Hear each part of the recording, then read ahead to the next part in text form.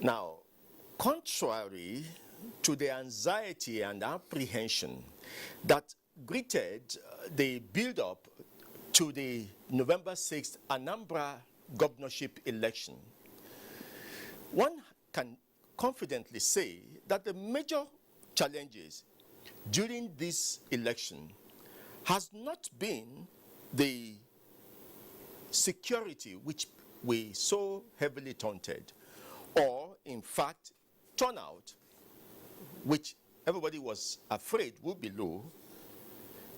I think we are all united in the fact that the challenges of this election so far has been with the malfunctioning of the bimodal voter accreditation system, BVAS, a new technology introduced by the electoral management body to enhance transparency and quality of the election. Other challenges include failure of some drivers contracted to transport electoral materials for the exercise to discharge their obligation, which caused delay in commencement in some polls. This development generated apprehension in some areas as to the likelihood of being disenfranchised. However, the election was generally described as peaceful by many key players in the electoral process, contrary to prediction of violence. Perhaps the peaceful conduct could be attributed largely to the massive deployment of security personnel that gave assurance and reassurance of adequate security for the electorate to discharge their civic duty. But following the malfunctioning of the BVAS in some polling units, the electoral umpire extended the election by 1.5 hours. Now, one challenge that also resurfaced during the Anambra governorship election, as observed by civil society organizations, is vote buying, popularly called see and buy. The election umpire announced that it would begin collation of results at the state level in the next few hours. So what should be done going forward to correct the challenges noticed at this election ahead of other off-season elections and subsequently the 2023 general elections? How do we address the issue of see and buy, which seems to have persisted? These are some of our talking points as we continue our Anambra Decides studio on the day 2 of the election. Welcome to Anambra Decides. I am Femi Okeowo, and thanks for joining us. In the course of our discussion, we shall also join Oka to get situation reports as well as updates on the collation results. Before we proceed, let me introduce our guests in the studio. We already have one of them already seated with us. He is Timipre Allison of the Center for Democracy. You're welcome, Timipre. Thank you so much, Femi, and good morning. Now, let's quickly get your overview of what the election has been like. I have tried to paint a picture, but do you largely agree? And give us a little more detail of some of the areas that we have raised so far now. Yeah, thank you so much, Femi. I think absolutely you have given a good background of what transpired yesterday and continues to unfold today. Okay. So CDD deployed our observers across all the local government areas, and majority of the wards, about 30%. Okay. So we observed the same things you have just listed, and the biggest for us has been the failure of the bimodal voter accreditation system. I mean, we believe in INEC's capacity to integrate technology in the process, yes, and we are in support of the technological inputs that INEC continues to come up with. But if we are to go with BVAS in 2023, then I think the signs are not very good now, which means INEC has the opportunity to improve. The other thing is security, you mentioned. You know, before the election, we felt it would be like an Iraq and Kuwait kind of situation. Yes. But the deployment of security personnel was massive, really huge. We were in Anambra until late Friday, so when we saw the deployment, it was amazing. Although we feared that that number of armed personnel might also make some voters say, oh, we cannot come out there. By and large, there were no reports of, no significant reports of voter intimidation by security personnel deployed. So we believe they have set a standard going forward, that whenever there is security deployment, people should not ordinarily be threatened here. Yes, I think we'll take these overview in more detail, one after the other. But let's go to Oka and take a playback of the press conference by the INEC rep in Anambra, and hear what he has to say the last time he spoke to us. HOD, come and sit down. Come and sit down here.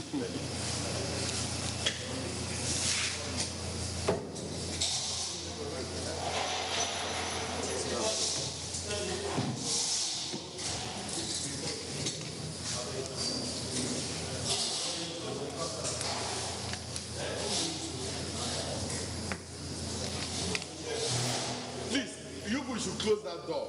Let nobody go out from that door. Anybody who wants to go out.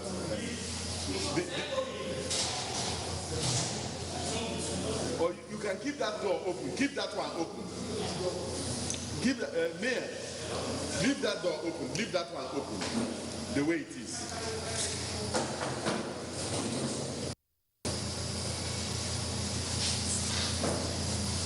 I think we can proceed. Okay. Ladies and gentlemen of the media, on behalf of the Commission, I'd like to provide you an update on the ongoing governorship election. The election has progressed generally well, despite the initial challenges, which I outlined in my earlier briefing. I am glad that an appreciable number of citizens of Anambra State turned out to exercise their civic duty of choosing their next governor, notwithstanding the initial security concerns. I am happy to report that the technical glitches which we experienced with our new bimodal voter accreditation system, BVAS, were largely solved. We thank the voters and candidates for patiently waiting for the problem with the devices to be resolved. To be sure, these may not have been resolved perfectly everywhere, but the reports we got from our field officers and independent observers convince us that most of the voters were able to vote with the BVAS, following the extension of the voting period to 4 p.m. and our regulation that any voter on the queue at that time must be allowed to vote. As I said in my earlier briefing, any polling unit where there was a consistent malfunction of the BVAS and therefore the voters in the unit were unable to vote, the election will be continued tomorrow. We are yet to receive reports of any location where the sustained malfunction of the BVAS led to no election at all.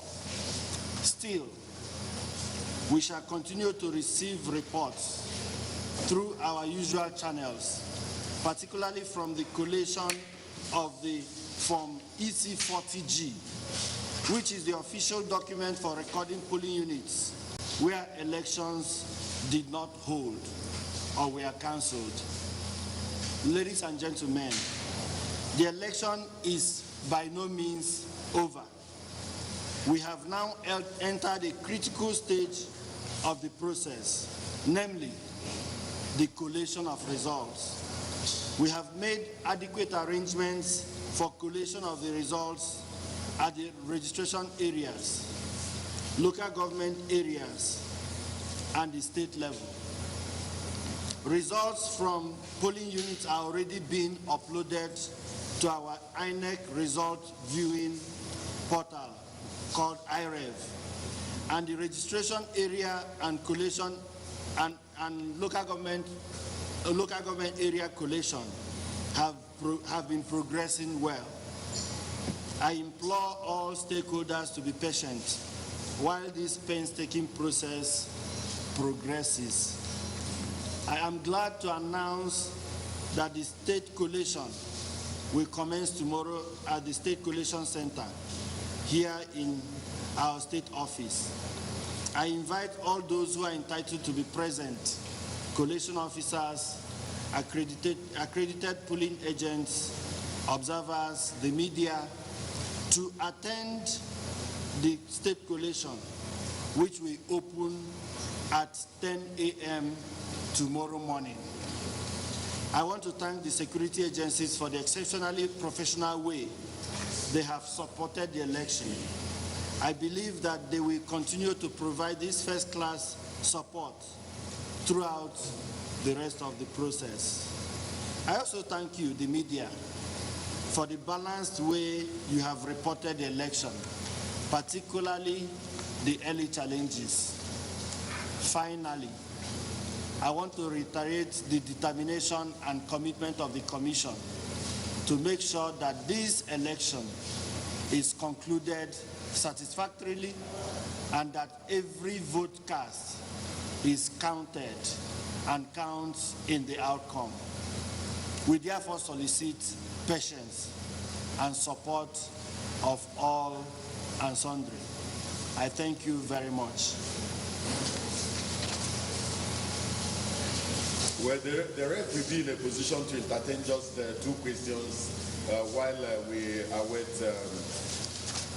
for the collation of results at the state office tomorrow. So if in the absence of any question, we will adjourn till tomorrow. Yeah? My name is Neil Forensic. Does this mean that the voting officially ended by 4 p.m. and no extension?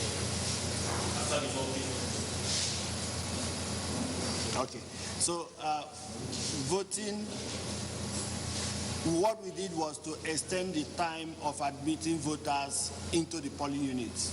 So ordinarily, admission of voters into the polling units would have ended by 2:30 p.m. But we extended that time, giving opportunity for more voters to come into the polling unit. And after that, the regulation of the Commission is that any voter in queue will continue to vote until the last voter votes. That's it. From your last briefing, sir, my name is David Eleke of Tuesday. From your last briefing, there are places where you couldn't access to take your materials there and hold election. Does it mean that elections may still hold there subsequently as you pointed, or you have foreclosed that? I'm not sure that I pointed to any place where we couldn't access in the last briefing. But our position is that we have to collate the results and then receive the reports from the 40G, EC 40G, and that will indicate to us any incident of places where elections did not take place or elections were cancelled. And after that, a decision will be taken. Yeah, thank you so much. We will see all of you tomorrow morning at 10.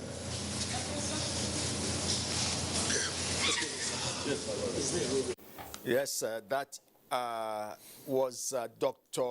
Nkwachuku Oji, the resident electoral commissioner for Anambra State, yesterday night. So when you hear tomorrow, he is talking about today. The state collation will commence at 10 o'clock. And until then, the Anambra Decide studio will be here to lead you through the processes that has gotten us this far. Again, let me remind you, I have in the studio Mr. Timi Prialison. He is of the Center for Democracy and Development, and they have been on the ground too, monitoring events. Allison, you just have heard him again, the rec, but let's take these.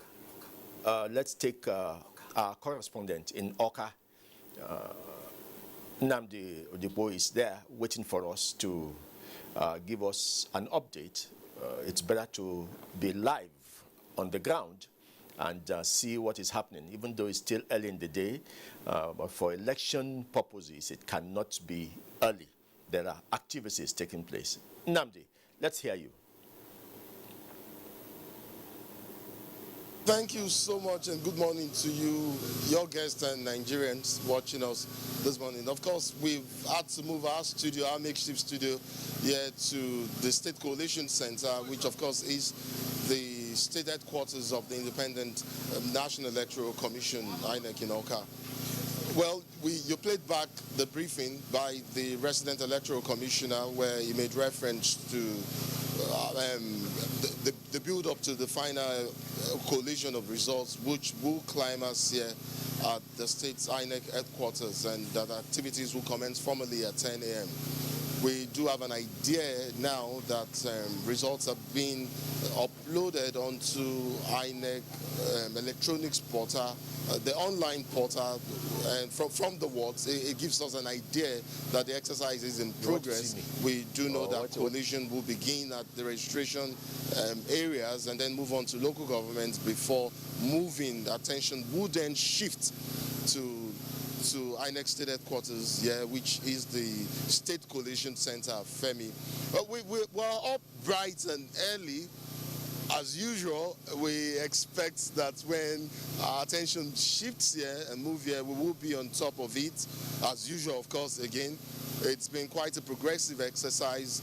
There were challenges, like he also mentioned in the briefing yesterday, and what INEC did was to harvest data from their centers, from their staff on the ground, and from these they've been able to reach a decision that that the exercise has been quite progressive, like they said, and that collation will formally begin this morning, Femi.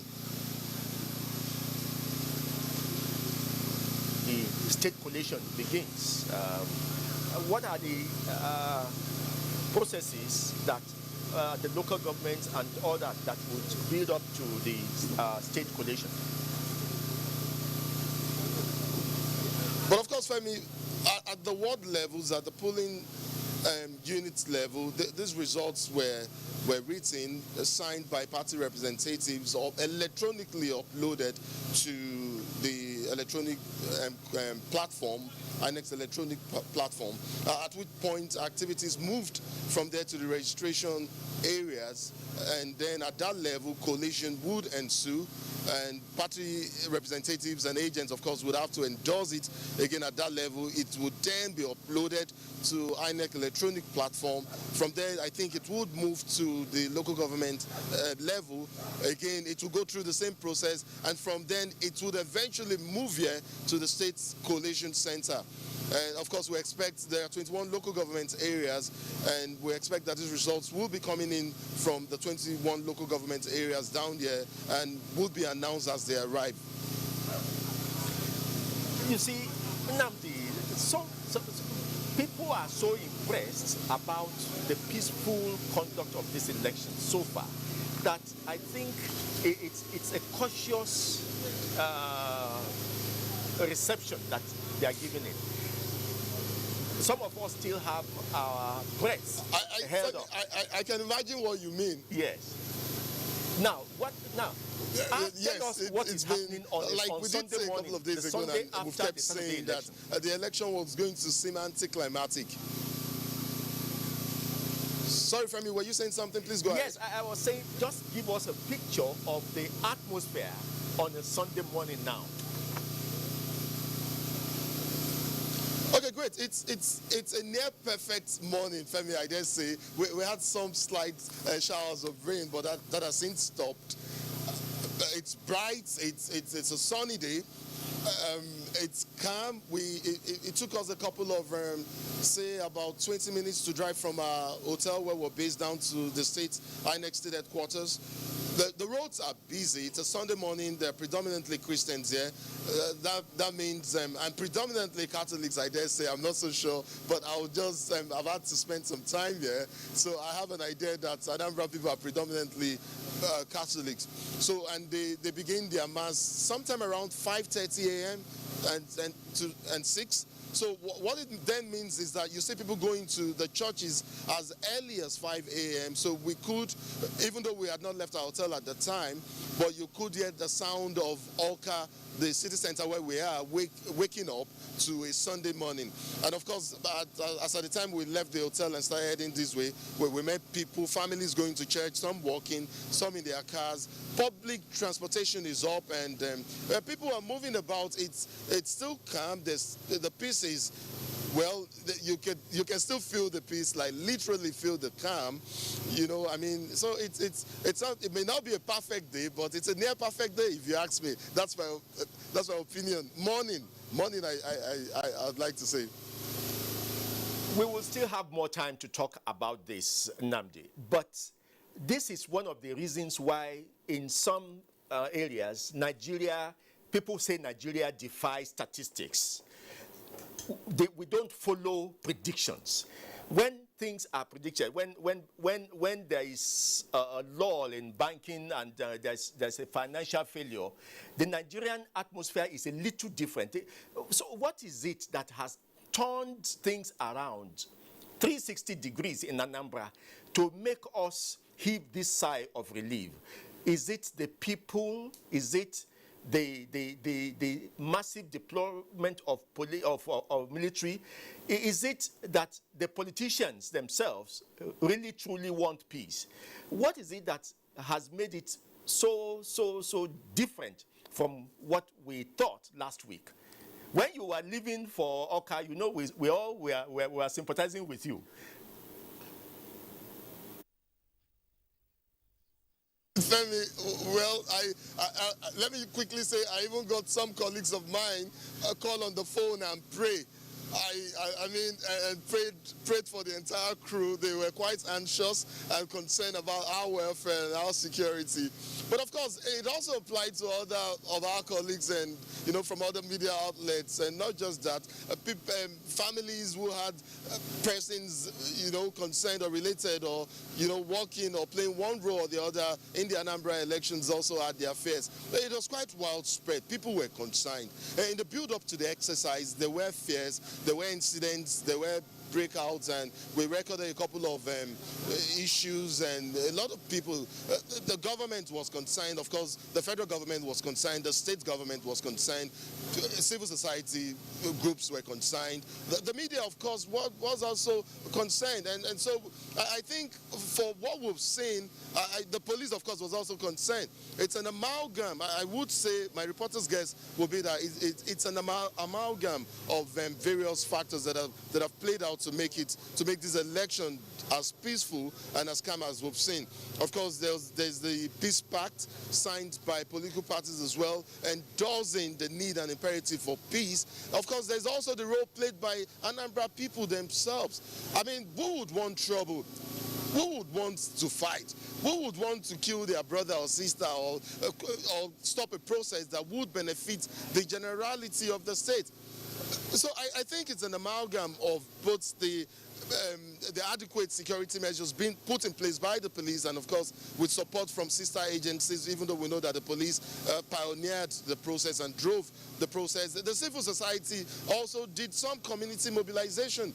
The churches, of course, the religious leaders, traditional leaders. So I think it's an amalgam of various influences coming together and reaching a consensus that this election needs to work, that it needs to hold, that the people deserve a process that is transparent, that is credible, that they need to choose a leader that they have endorsed, collectively endorsed.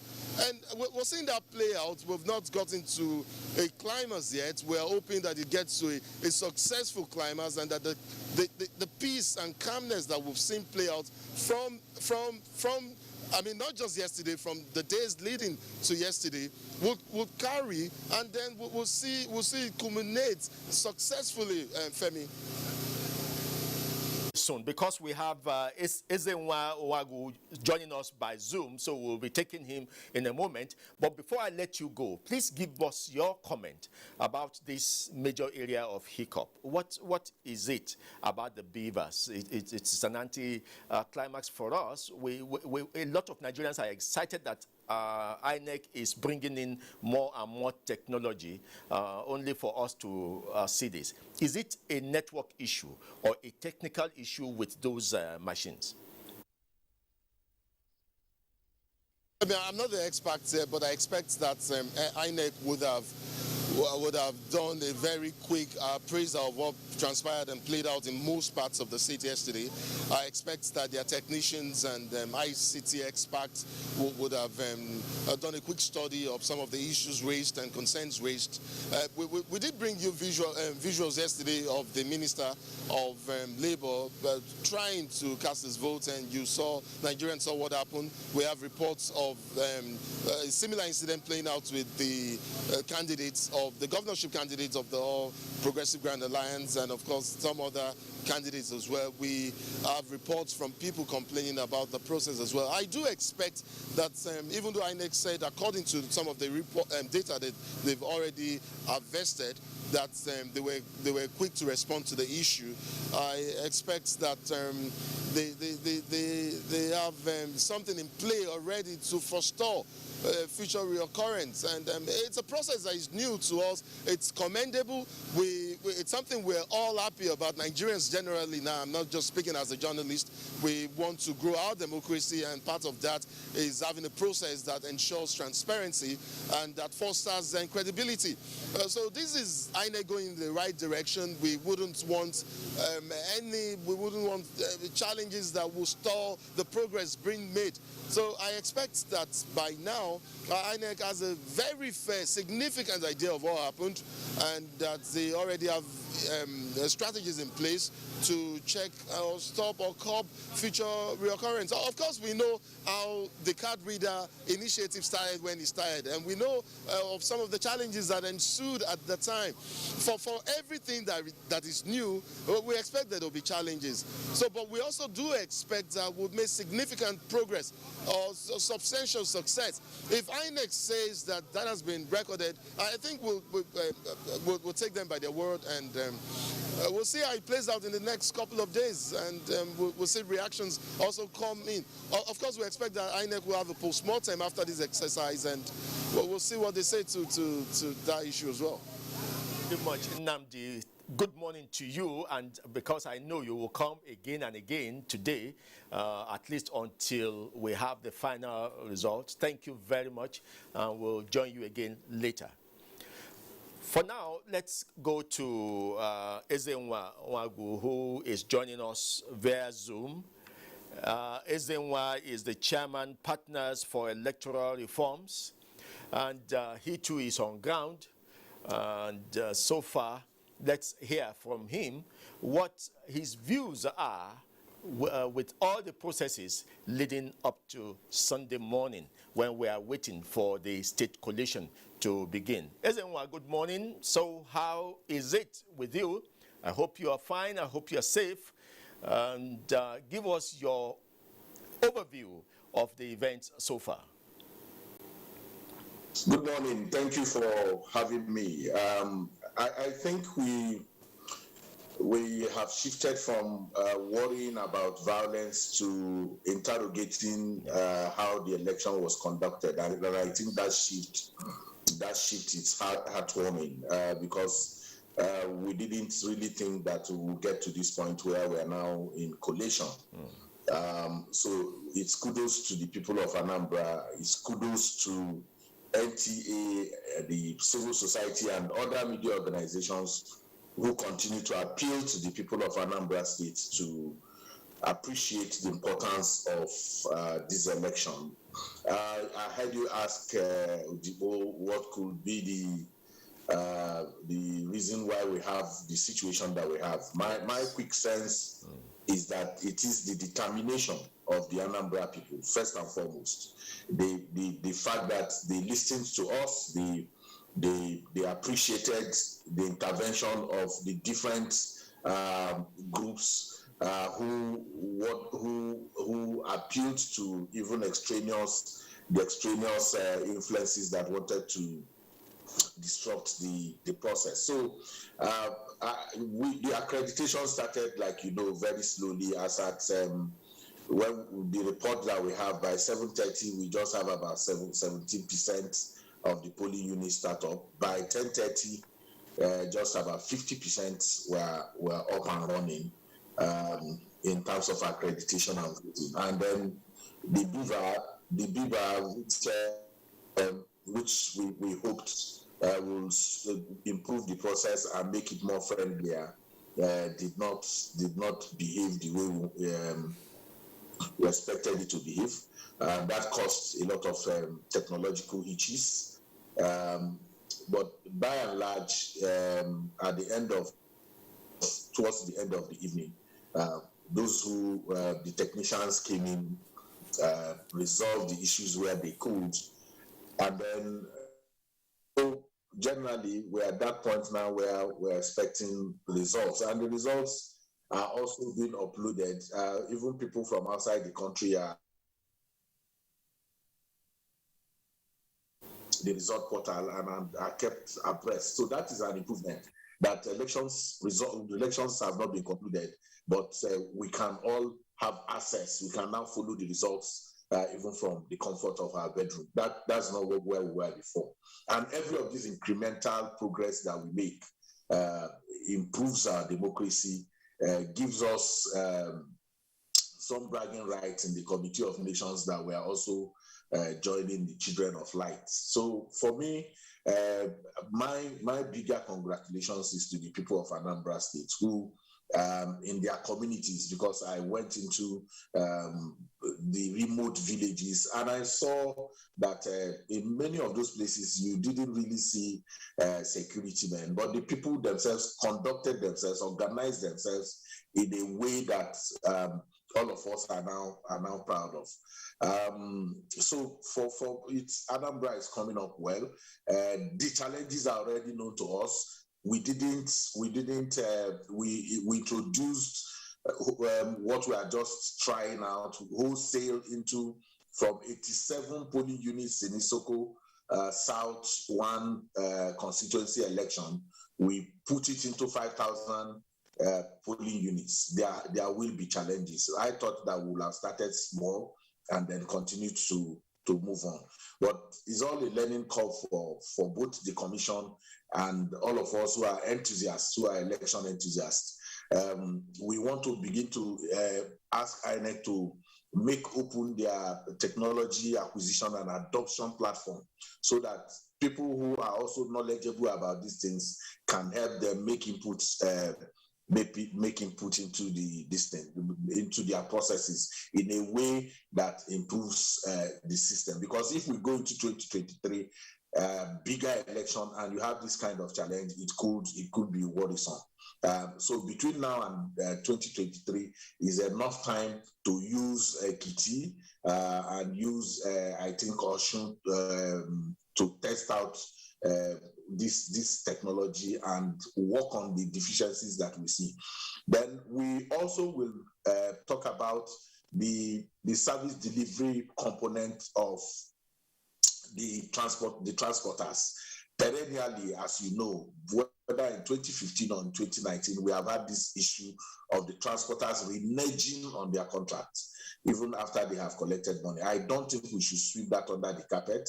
We should deal with that because logistical challenges have marred we've postponed the elections 2 times on account of logistics nightmares that the NURTW and their their drivers have put the electoral process into. And most of the time, immediately after every election, we paper over it. We no longer go around it. It's something that we need to have to confront directly, find a solution to it. Are we going to have logistic companies take over running this election? Will INEC throw up a bid for those who can deliver? Because you can't have a situation in which people collect 50% of their pay and on the election day they don't turn up.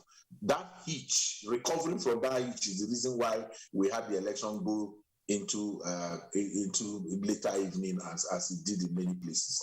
And that for me is a big concern, because if we don't deal with it, we'll continue to have it recur in our elections. And if you even take a peek back into 2013, Anambra 2013, the reports that are going to come out will not be significantly different from the report of the election of 2013.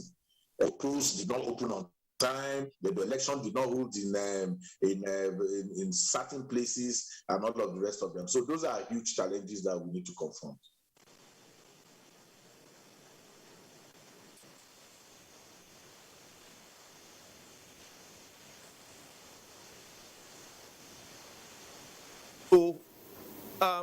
To get something out of this system where people they have contracted for logistics just renege on the contract. Certainly this is more to INEC. I would wish that INEC would begin to take solid steps to answer this question. But for me and you, what is your opinion as to what INEC can do? It looks like after it has happened, we all lament, we brood, and the next time they still go back and recruit or contract the same set of people, and then they renege. So what, in your opinion, can be done legally to, like, if it's like punishment for this kind of situation? You know, sanction-wise, the challenge we have really in our country is consequence management. People behave in an untoward manner and just go scot-free. There are no challenges. If you had a contract to deliver on the service, you took money and you didn't deliver on that contract, I think we should go the whole hog and recover that money, not just recovering the money. If it is possible to press civil charges against the defaulters, I want to be able to do that. But on the whole, is to be able to say, if this happened in 2015, it happened in 2019, and is recurring in most of the off-cycle elections that we have had, then the thinking should be to then see whether there are reputable transportation companies that can come into a bid. You throw up a bid, even if they don't have the required number of vehicles, they can then partner with other transportation companies to do this, and then you can then hold them liable. This idea of moving from transport owners to drivers and having contractual arrangements with them that is not paying off is having a big dent on the capacity of INEC to deliver on its promises. And the truth of the matter is that the people don't know the drivers. The people just see every infraction that happens in election and put it on the door of the election management body. But these are real issues, these are real challenges, and it played up itself in Anambra again.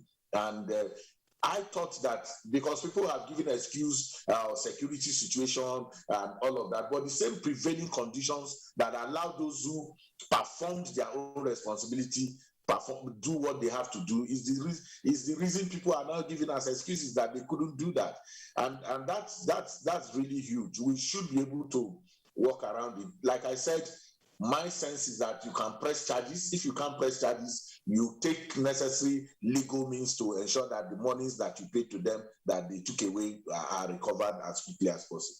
Okay, now I'll give you the final shot before I let you go. I know that you possibly may not have gone out of your hotel yet, but I know also that you spent the whole night monitoring the processes in Awka and, of course, in Anambra generally. Give us a picture of what is happening now in terms of the electoral process that will lead us into 10 o'clock. when we start to see the collation at the state level? So it's simple. It's collation, and as you know, Yaga Africa has 21 collation observers from the 21 local governments following this collation process, because we have identified before now that collation is the weakest link in the electoral process. But happily, INEC has this dual check now. As we are bringing the manual, it is directly being uploaded into that portal. And if you don't do that, then there will be questions about why you did not upload. So there is some transparency firewall around the results and collation process, which is exciting. And as at 9 o'clock yesterday, we have seen that about 60% of the results were in. I've not checked again this morning when I woke up to find out what has happened in the portal. But it's exciting that the results are coming in, and quite a lot of people are also following. That transparency is something we need to continue to push, because transparency allays fears. It takes off mistrust and distrust that follows our elections. The more transparent, the more open this process is, the lesser opportunity for mischief makers and violence purveyors to take advantage. When I talk to you, I will not ask you results, but I would wish to know if you have been able to access the portal, and we'll discuss on how it's playing out on the portal. And don't worry, we will not be discussing the results of the political parties. Thank you very much for talking to us this early morning, and I'm sure you're going to have a full day also monitoring the activities. Thank you, Ezenwa.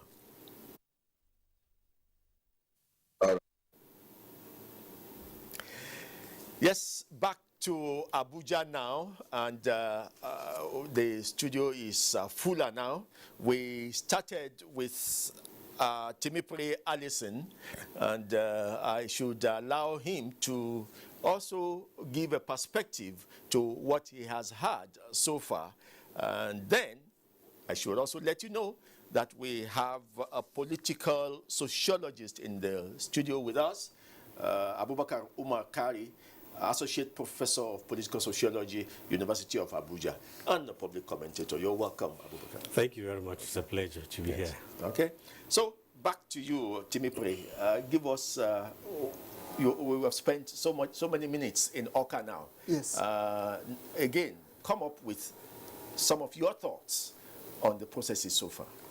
Yeah, I think my thoughts are quite aligned with what Eze said, and it's good to hear from Eze, knowing that he's been there. Mm-hmm. Yeah, so like I said, CDD was there until late Friday, when we had to come here to run our election analysis center, because we were receiving data from field observers, journalists, and trade observers. So generally, kudos has to go to the Anambra people. Okay. Yes, like Eze said. Before now, who knew that we would have an election in Anambra State? Yeah. The political topography generated a lot of fear. As we were leaving on Tuesday, there, like your colleague said, your reporter there, Namdi, prayers like you were going to fight in a war. Yeah, so it's good to see that in spite of all of this, we have now passed that level where people are concerned about security, to now either we're focusing on the malfunctioning of the beavers or the results as they are coming. But I think for us, the challenge still remains low voter turnout. Okay. It is a trend in Anambra. Yes. From 2013 to 2017 and now. And I am thinking that we may not see even a 22% turnout in this election, which is not so good. If that happens, would it be easily excusable, bearing the background which we all agree have been painted to this election? Because you know, in the media, people are surprised that we even had any turnout at all. But talking about assessments in terms of percentage, it may be within the neighborhood of what you are talking about. Are we going to be able to excuse it? Yeah, in the context that we have now, threats to the lives of even security men, you know, before this time, even the police, the DSS were targets, not to talk of voters.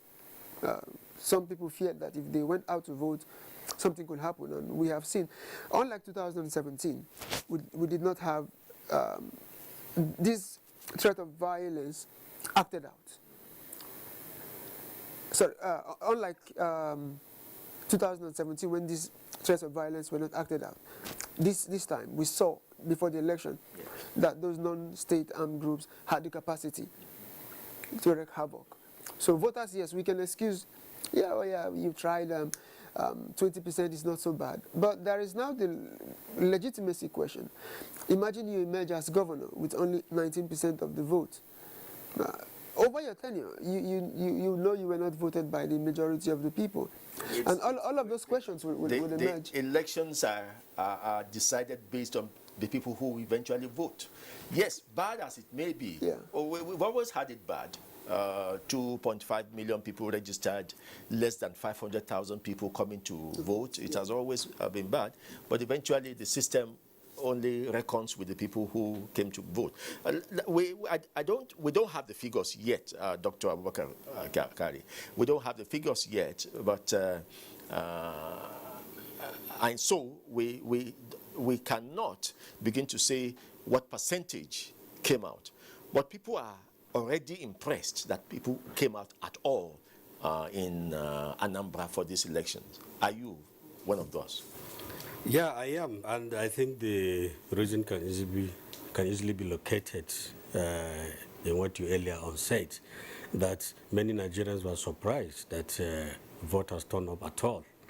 The build-up to the election was filled with a lot of uncertainty, violence, threats and counter-threats.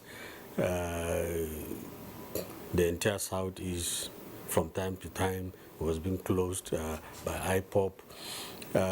Generally, there was a climate of fear and apprehension. And so many Nigerians and people outside the world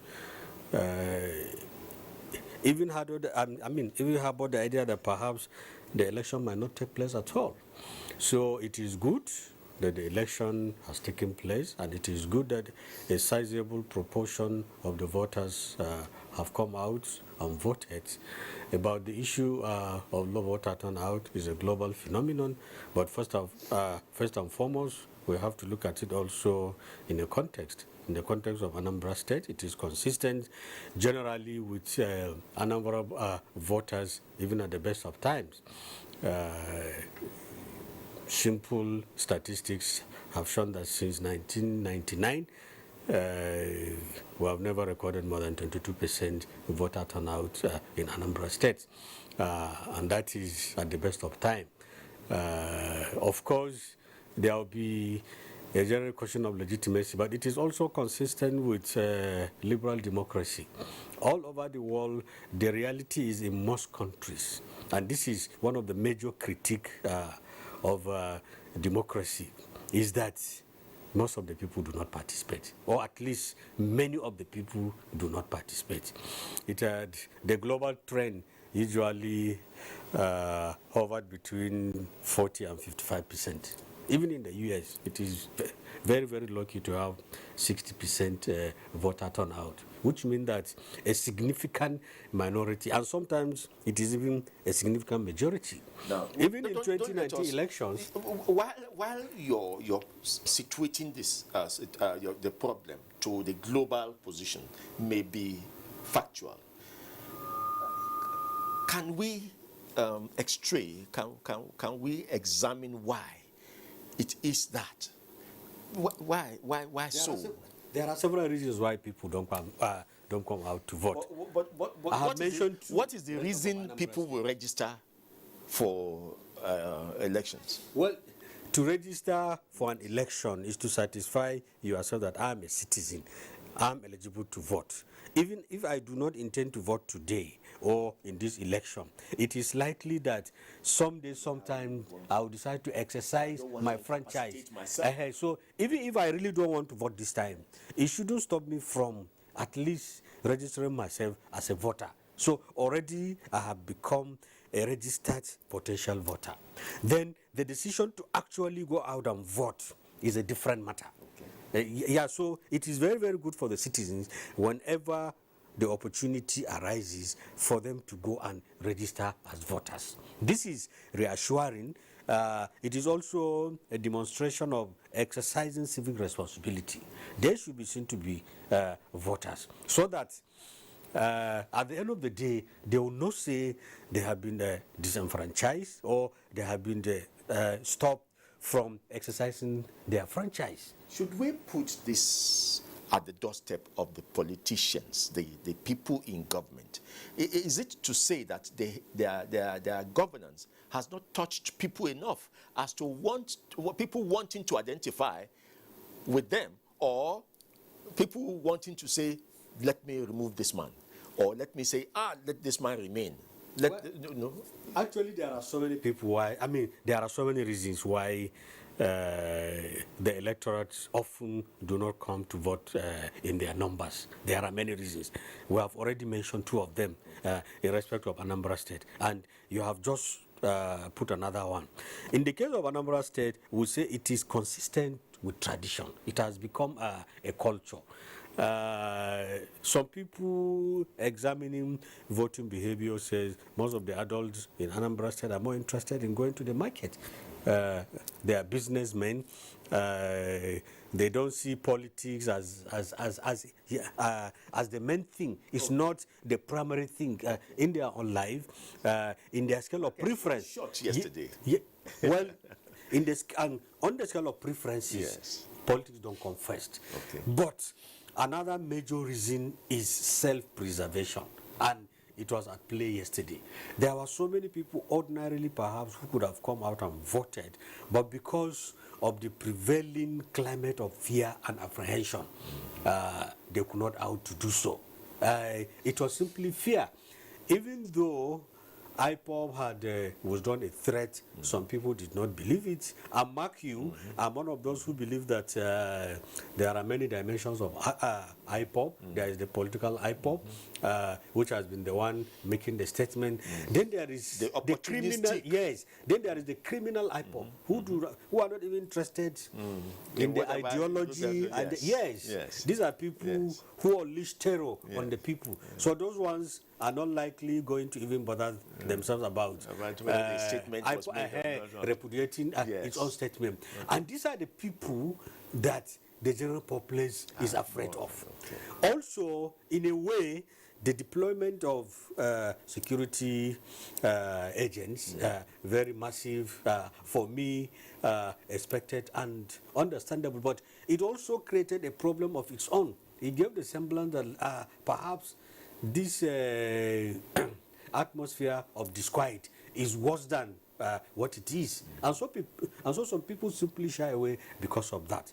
But also the point you raise is very, very germane in most politics about why people don't go out to vote. And that is misgovernance or poor governance. Many people are not happy with the way they are being ruled. They're not connected to their so they have become so disenchanted, they have become so disappointed that they do not see any reason why they should even contribute to the coming of some leaders, which is quite unfortunate, because the reality is that ordinarily elections presents opportunities for the electorate to change those in leadership. That's it. But such is the level of disenchantment and angst and anger and disappointment that people simply become apathetic, simply decide to do nothing. And some of them, it is because of fatalism. They have already resigned to fate that, look, we have been saddled with poor leadership and I do not see any way out. even the next person I'm going to vote is not going to perform more than that. So why should I be part of the people who are always bringing bad rulers?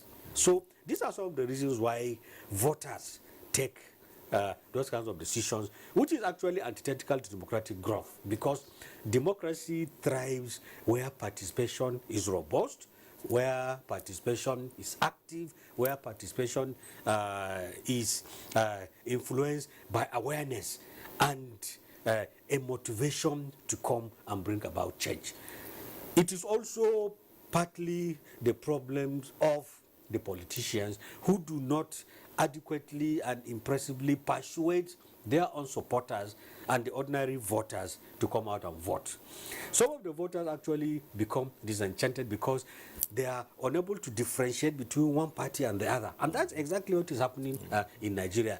They see the same actors saying the same thing, making the same promises, performing or underperforming in the same way. So the politicians are not even selling their ideas. They are not selling their programs. And in terms of their performance, they are doing the same. So this thing breeds disenchantment, disappointment, anger, and so people resign to fate. How come it is the social, the civil societies that are mobilizing people and persuading them to come and vote? Why not the political class? The political class went out campaigning. Yes. Went out campaigning, vote for me. But you went out campaigning, come and vote. Yeah, it's an interesting question. Yes. Yes, the Prof said, democracy thrives where participation is high, where it is unimpeded. And when people participate because they want to participate, that is where we come in.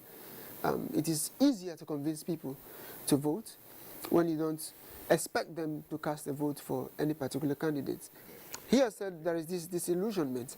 People have become disenchanted with governance. So a politician telling Prof to come vote for him may not come across very well. Yes, like a civil society, just go, do this for Anambra State, Yes. do this for Nigeria, do this for democracy. Okay. We are able to appeal more to their understanding. And then we believe as civil society people that if democracy must grow, then this work must continue. Consistent public mobilization. You know, Nigeria has this history that hasn't been very supportive of democratic governance until 1999. And unfortunately, we did not program ourselves to grow into a democracy. So the socialization process into democratic culture never really happened. In many countries, people set targets that in so time we want to be a fledgling democracy.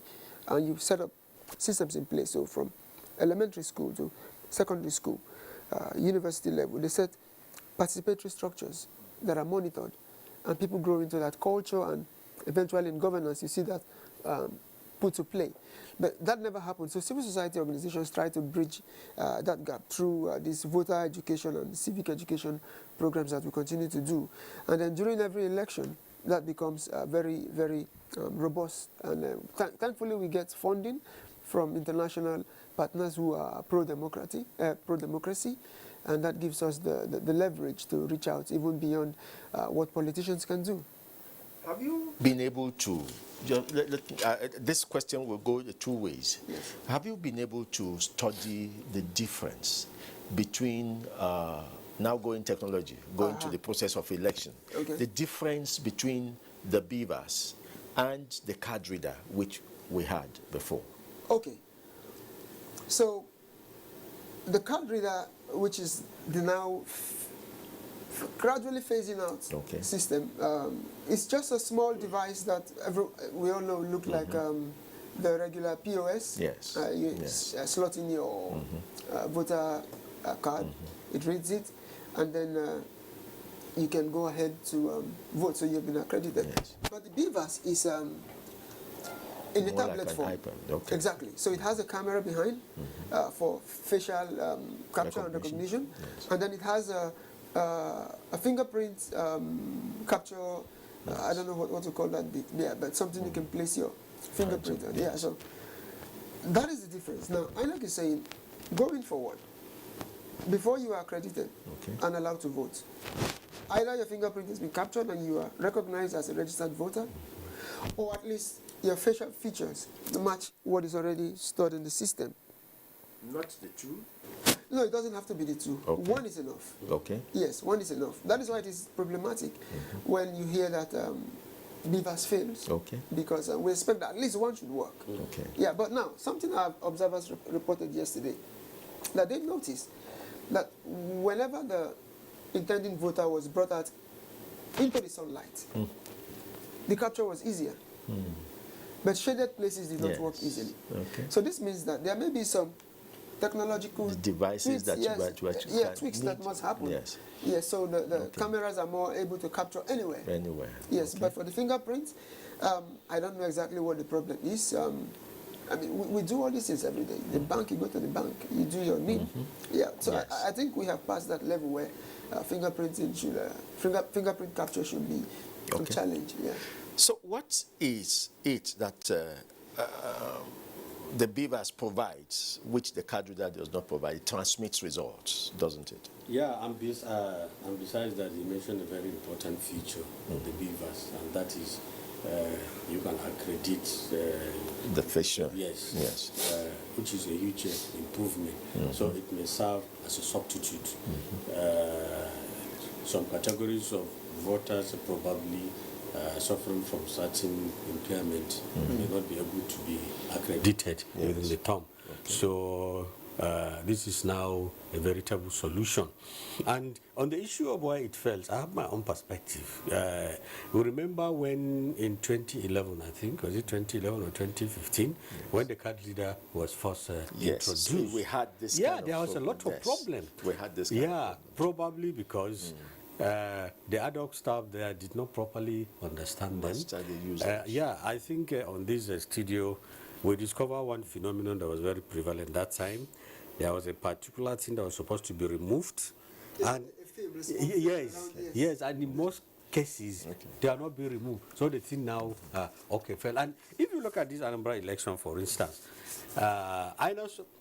INEC suffered from huge setback when a sizable number of ad hoc staff that it trained simply back out at the last minute.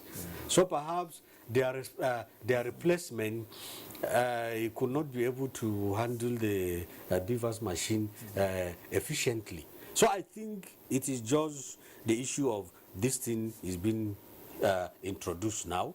I'm sure with time it will be perfected. And just as I mentioned, we have said it over and over again, that the weakest link in the electoral process is is result transmission. Is the weakest link. That is the major target of people who want to compromise election. And so the BVAS now, its ability to transmit results,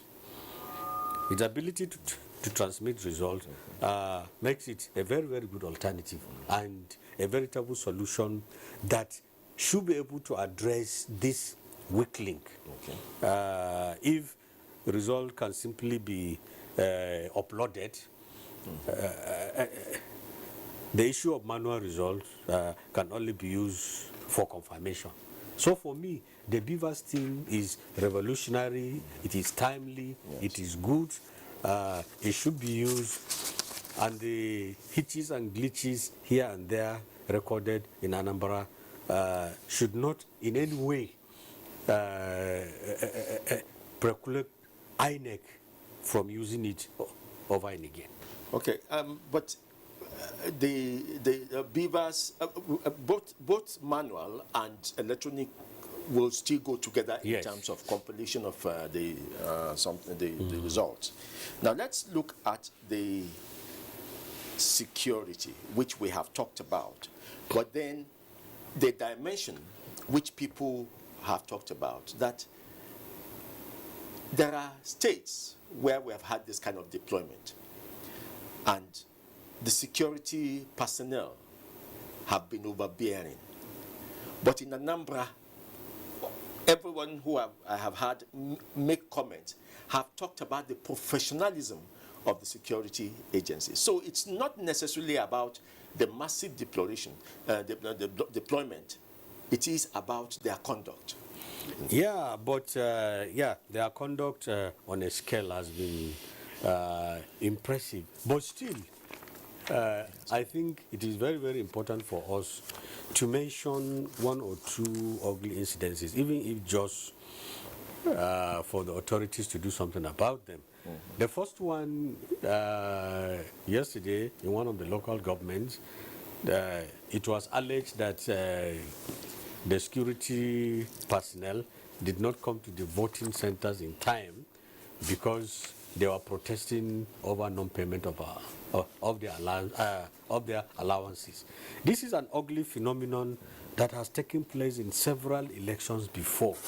And for God's sake, we expected the police authority to try to nip this in the bud. It is very, very embarrassing to be arguing over allowances, and particularly at an hour as crucial as the beginning of voting process.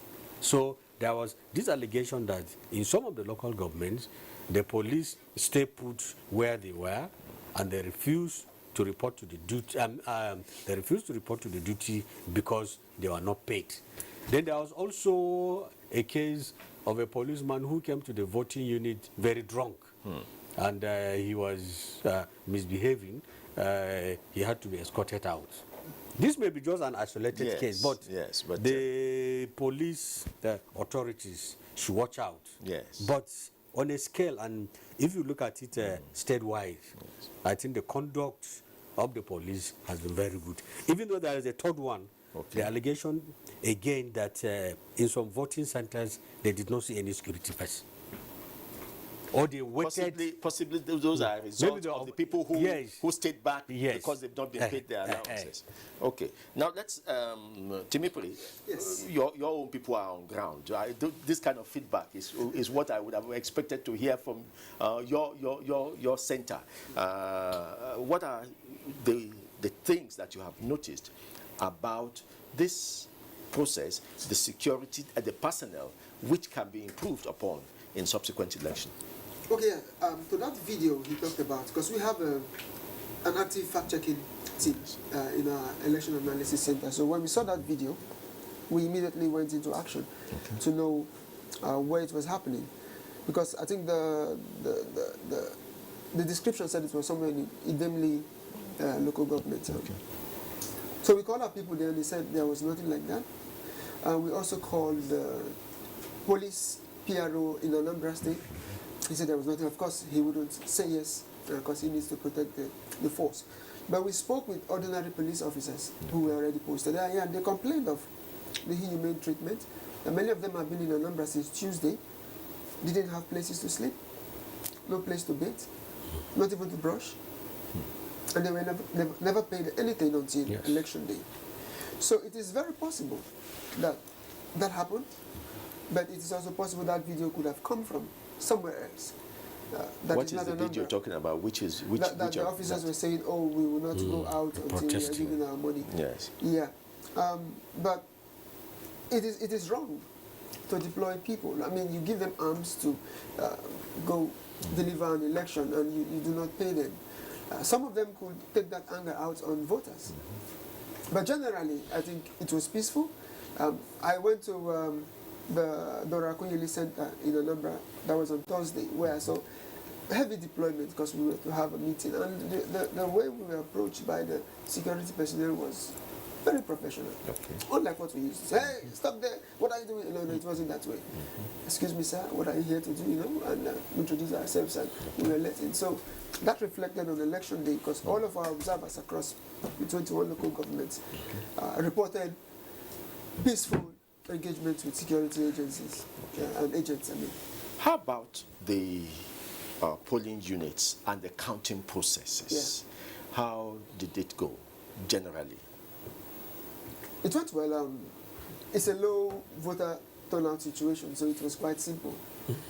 You should have seen some pictures. So this many pictures, a heap of rejected ballots, and these of accepted ballots, used ballots. Rejected ballots.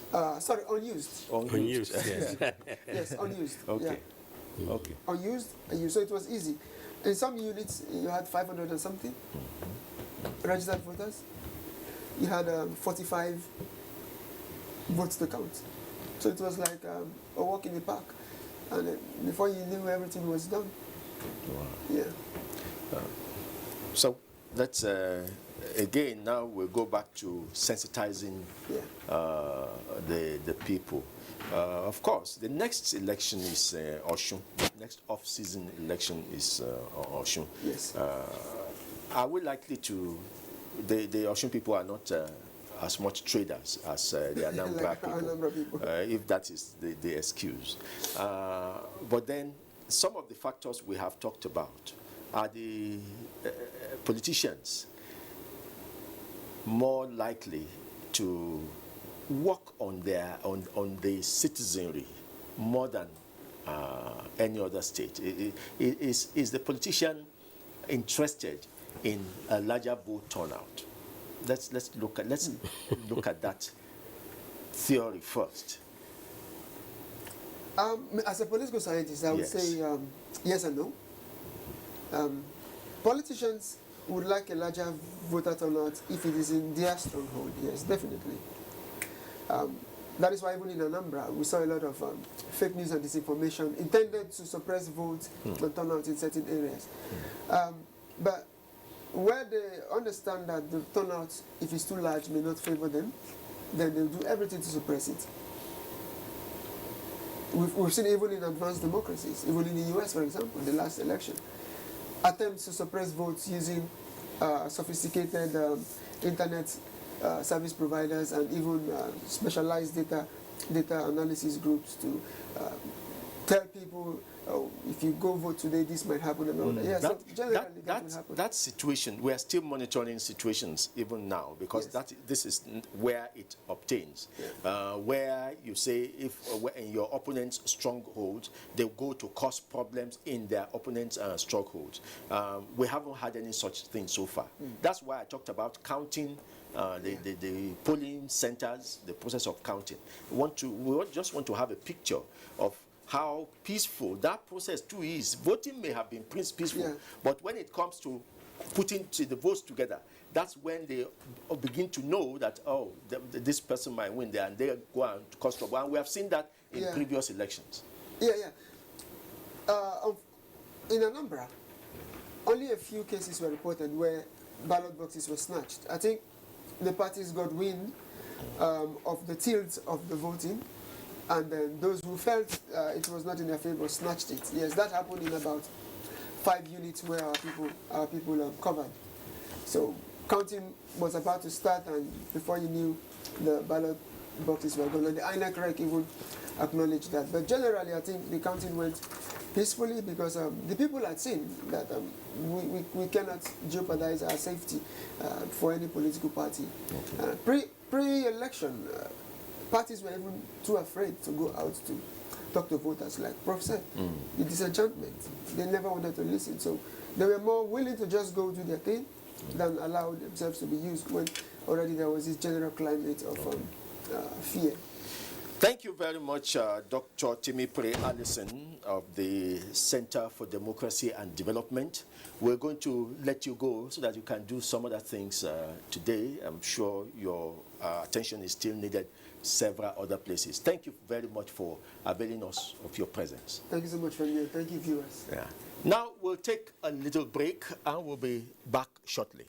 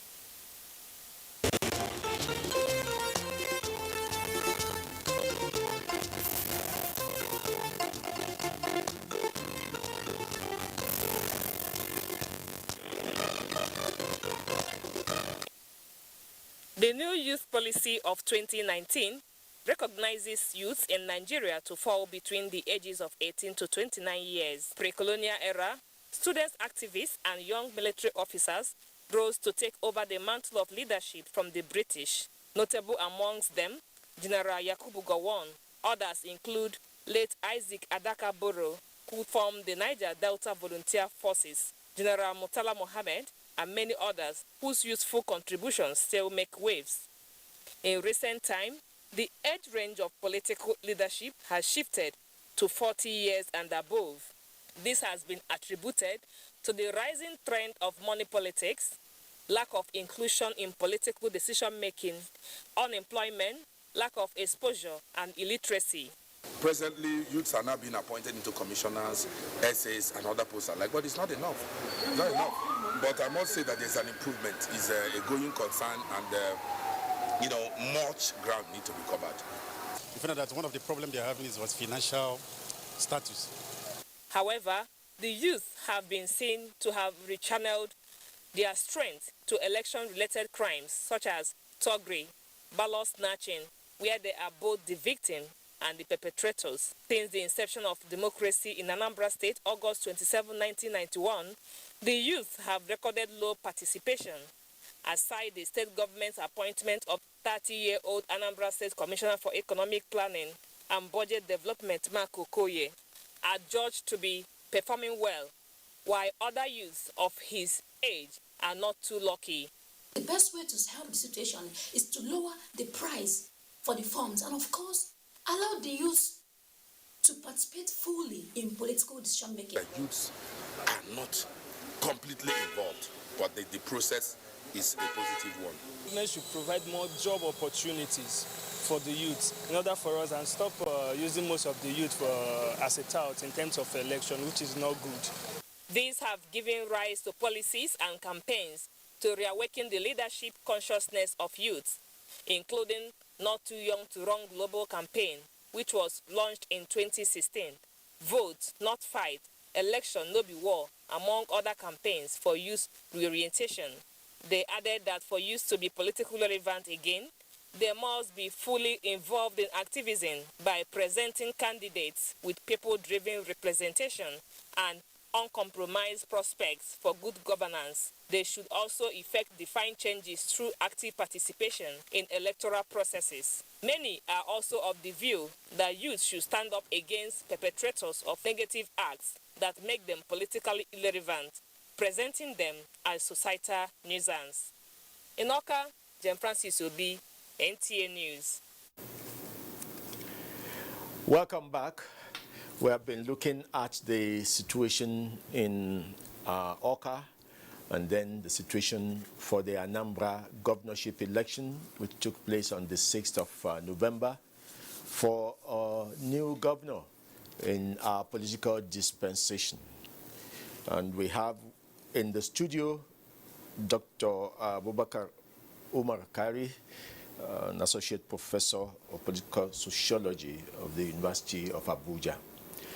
Dr. Abubakar, you have followed Nigeria's politics, and we now have about 5 or 6 off-season governorship elections. Have these off-season elections helped the political development in terms of instilling or perfecting our electoral process specifically? Yeah, I think they have, and very significantly too. But first and foremost, we have to understand what an off-season election is in order to appreciate their significant contribution. Normally, there is a general election which comes every 4 years based on the 1999 Constitution. Okay. We have had general elections in 1999, 2003, 2007, 2011, 15, and 19. The phenomenon of off-season election came about when, for several reasons, certain elections, namely the governorship elections, were cancelled. The incumbents were removed by the court, and this necessitated another election as a replacement. Which went off the normal calendar, yes. the unity calendar of our elections. Yes, and the beginning, incidentally, was Anambra State. Okay. It was when Chris Ngige was said not to have been duly elected. Yes, I mean, yeah, duly elected, and Peter Obi was declared by the Supreme Court, and he was sworn in. When he was sworn in, it was about a year or so to the general elections. The INEC at that time insisted it must conduct election. It actually conducted election, brushing all arguments that Peter Obi did not run a tenure of 4 years. They interpreted the constitution to mean that his election started with the swearing in of Chris Ngige. Yes. But he went to court, and the Supreme Court ruled that no, the proper tenure begins with swearing in.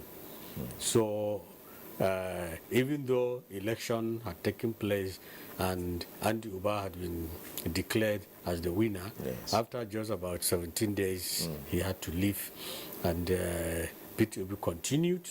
So at the end of his tenure, which was actually outside the general election calendar, another election had to be organized. And this scenario repeated itself in several states, in Osun State, in Ondo State, in Edo State, and so on and so forth. So off-season elections, and sometimes it is about senatorial elections, House of Representatives, House of Assembly. In most cases, on account of death of the incumbent. But when you now mention these elements, senators on the account of death of other than governorship, it then occurred to me that in terms of the legislature, they always finish up the term of the other. No, person. We are now talking about the off-season election itself and not their tenure. Their tenure ends with the legislative reign. Yes. So that is why it is possible to have a governor serving a tenure which is not inconsistent with the tenure of the state assembly, for instance. For instance, in Anambra now, we're not voting for state legislators. Not at all. And their tenure will end in 2003, and then there will be new members of House of Assembly. So whoever becomes the governor of Anambra State will likely have a new set of legislators. So since the coming up of off-cycle or off-season elections, they have become very interesting. They throw their own dynamics. Normally, they attract deployment of more security personnel, even though they are easy to police. The contests have been relatively very keen. They attract more in terms of publicity, in terms of preparation, and so on and so forth. But it also reminds us that our political development is on course.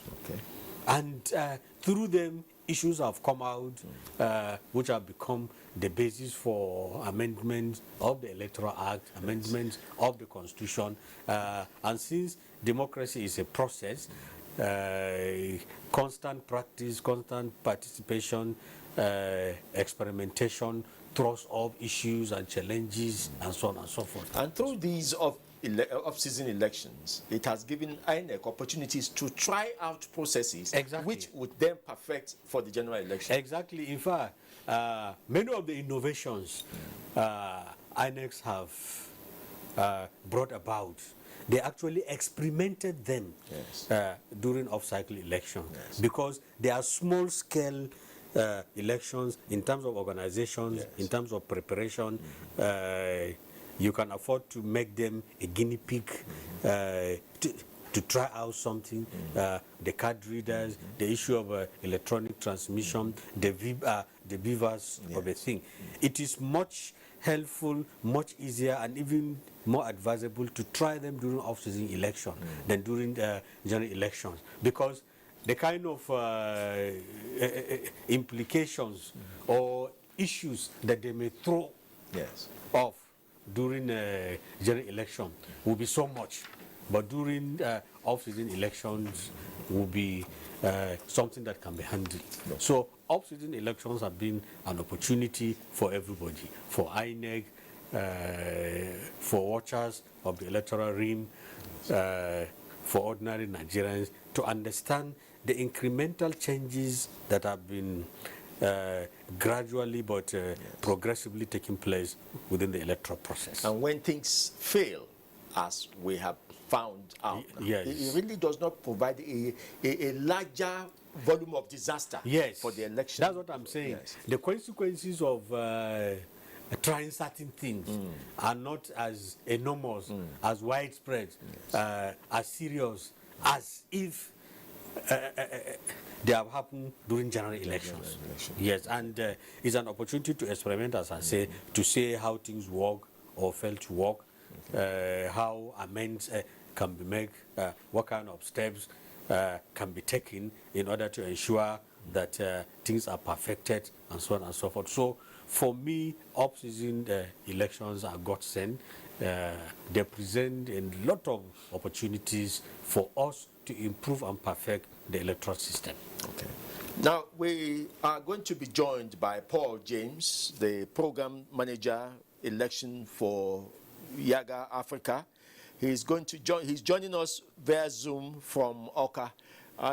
Is Paul James available for us to talk to now? Paul, how are you? Yeah, I am here. Can you hear me? Thank you very much, Paul, for joining us. Thank you very much for the invitation. So, what are your observations for the Anambra elections so far? We are inching gradually into the 10 o'clock time, which the REC has given us for the state collation to start. What is happening for now?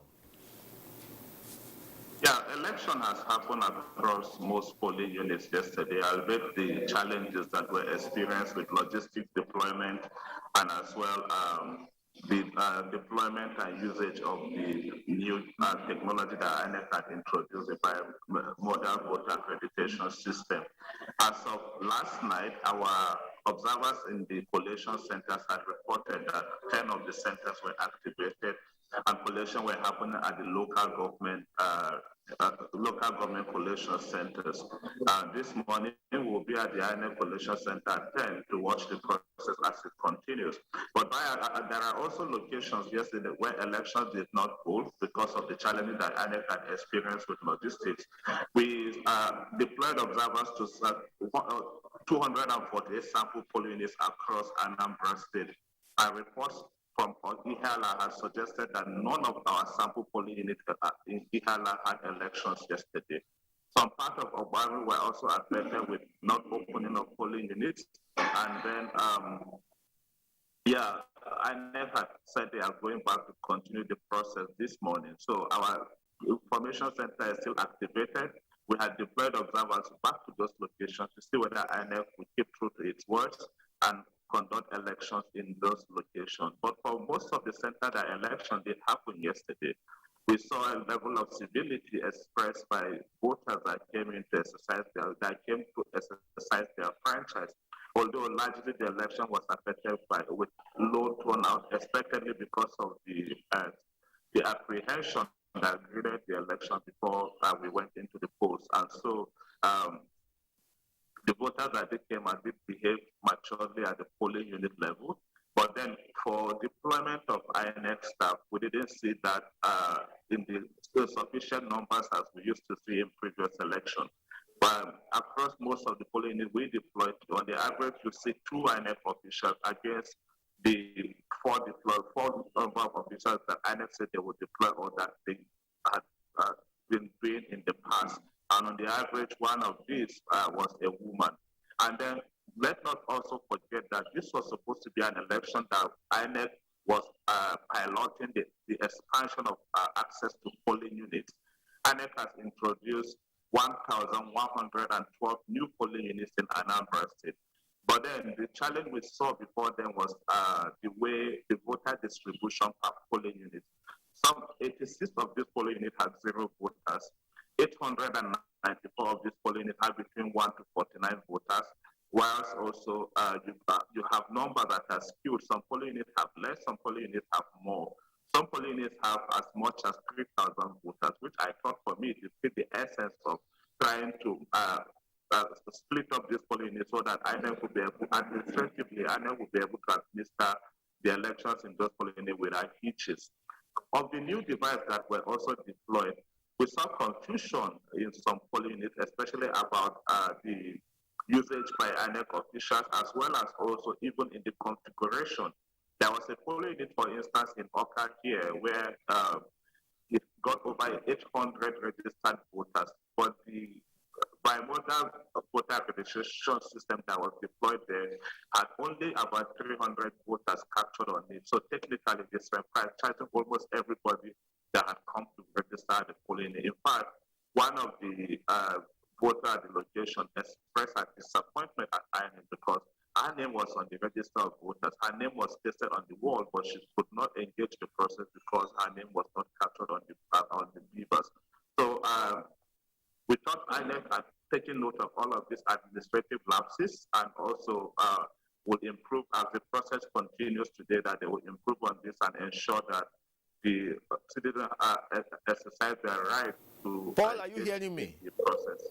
Paul, are you hearing me? Yes, this particular instance that you have talked about, the shortfall in from 800 to 300, what solutions are there for the voters in this particular instance?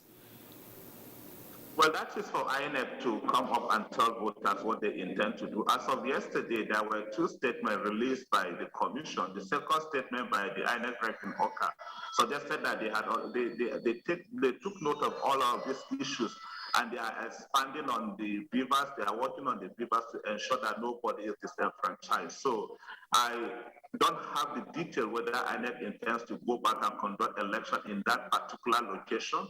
But then our call is that INEC should ensure that nobody is technically disenfranchised by what we thought INEC should have piloted before a bigger election like this. INEC overestimated its capacity because the beavers as introduced was only piloted or deployed in a small election in Isoko Southwest constituency on September 11th, where you got only about 84 polling units where the election held. And so to come to a state with over 5,000 polling units to say they are deploying the technology for the first time, I think that was taking it too much by INEC.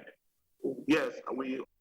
Okay, while we are still on this issue, let me read to you, let me quote from the statement of the REC, Dr. Oji, yesterday, where he said, any polling unit where there was a consistent malfunction of the beavers and therefore the voters in the unit were unable to vote, the election will be continued tomorrow, that is today. What is happening regarding that? You are in Oka. Is there any such polling unit? Yes, so it is too early for me to draw that conclusion now, but our observers deployed again as early as 6:37. They have sent in the arrival text to our own database to confirm to us that they are stationed at the polling units. So usually it is from 8:30 that the polling units are opening, that you begin to get reports about whether or not the centers are open. Yesterday until 12 noon before we started getting reports of centers not opening. So we hope to see a better election today. We hope to see a shift from what was experienced yesterday. We are going to deploy to all of those locations where we had visited yesterday and where election did not hold or where they experienced challenges with the beavers. And if we see any process improvement or if INEC is conducting election in those locations, of course we'll let Nigerians know. It's the beauty of this conversation with you is that it's taking place real time, and it's to 9 now. Give us a picture of what is happening now in Oka. In this election, whether there, you know, they also talked about the 800 people or 500 people who are not given the opportunity, who the beavers did not accredit.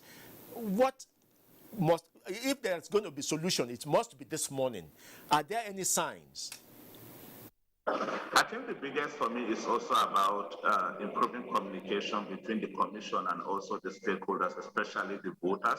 If elections are happening in those locations, you want it specific to know where are those locations, and then, I mean, names of the polling unit code and all of that will help both observers and as well the voters to assess the location and to be able to engage the process. So as of the last time I checked, that has not happened. We are all working on the fact that we know some of these places from yesterday, and so we are going back to see whether elections are happening in those locations. So like I said, our observers have deployed. As of the time I was waiting to join on this call, I did not check to see what was happening in the field. But again, like I said, as we continue to get information from the field, we shall share as appropriate. Yeah, Paul, Yaga Africa is not always so concerned about the result as it is concerned about the process. What is your assessment of the process so far now? Of course, you cannot talk about the results in isolation of what happened, and then looking also at election as a cycle, not an event that just happened yesterday. This is a sum of what happened before, during, and even after people had gone to cast their votes. So we are beginning to see, I mean, some resemblance of what we have seen in the build-up to the election. A few issues around vote buying and all of that showed their ugly heads yesterday, but by and large, for aside the issue of the card reader malfunction and the beavers malfunction, that was the general issue about polling units opening late, which we had reported yesterday. As of 9:30, only about 30% of polling units that we had deployed observers did open, and by 10:30, it shot up to about 60%. So I think INEC has also acknowledged that there was generally a slow start. But for the center that did open, we saw efforts on the part of the INEC to ensure that essential materials are deployed, to ensure also the professionalism on the part of their own staff to administer those elections. So they did happen, results were counted at some of the polling units, and as well, the transition happened between polling units to the ward, and that is why I can confirm to you that we saw about 10 INEC registration centers that were activated yesterday. Places like Onitsha South, Obaru, Anambra East, all reported to us in their affirmative that the collection centers were activated, and collection did happen in those centers. Thank you very much, Paul. That was Paul James, Programs Manager for Yaga Africa. Thank you, and we may be having you again before the day runs out. Dr. Carey, you again have had, shouldn't there be workable solutions this morning? Because it can be so demoralizing for someone against all odds in Anambra to come out and vote, and particularly in the number that he's talking about, only to find that he's not reckoned with. Yeah, I think it's unfortunate. And I actually expected INEC to make arrangement for those who could not vote yesterday to do today. And I think there was a whole day to prepare. We knew what happened yesterday, and we sympathized with INEC. The disappointment from the transporters, one or two hitches here and there. But since these places that I believe elections are taking place today are quite fewer, preparation should have been made. Everything that can be made should be made to ensure that those who are willing to exercise their franchise are allowed to do so. As you said, this is almost 9 o'clock. Elections usually begin from 8 o'clock. So by now, materials should have been brought. The voting centers should have been set up. I'm sure those who have not voted are not so many that they constitute a big body. So I don't know what is happening. I don't know what, but we expected this kind of amends to have been made. By the way, Dr. Kerry, I asked Ezenwa earlier in the day, while INEC wants to maintain a rapport with these logistic organizations that they have always depended upon over the years and they will continue to depend on, they look so indispensable that INEC may not want to sanction them. Shouldn't there be sanctions for this kind of there situations? should be sanctions. And beyond sanctions, I think INEC really needs to begin to seriously reconsider using them in certain instances, because they have consistently... What alternatives can INEC have? Well, INEC should sit down with the stakeholders. Let us sit down and think out of the box and just begin to look at options. In life, there is always an option. Consistently, these people have disappointed in all parts of the country. They do not usually honor their pledges, even after accepting 50%. I'm not a lawyer, but I think you are one. I think so. I think it is already a breach of contract. Yes, it's a breach of contract on the surface of it. Yes, and it's actionable actually. It is actionable. If you collect 50% from me, they're supposed to provide a service as crucial as conveying electoral materials. It is so crucial that peace, stability, and harmony, even apart from the fidelity and whatever of the process, are all incumbent on it, and you willfully and deliberately default, because actually some of them simply back out. We wouldn't be able to say that yet, well, if they willfully. Bringing all sorts of excuses, and knowing fully well the importance of their fulfilling their own side of the bargain.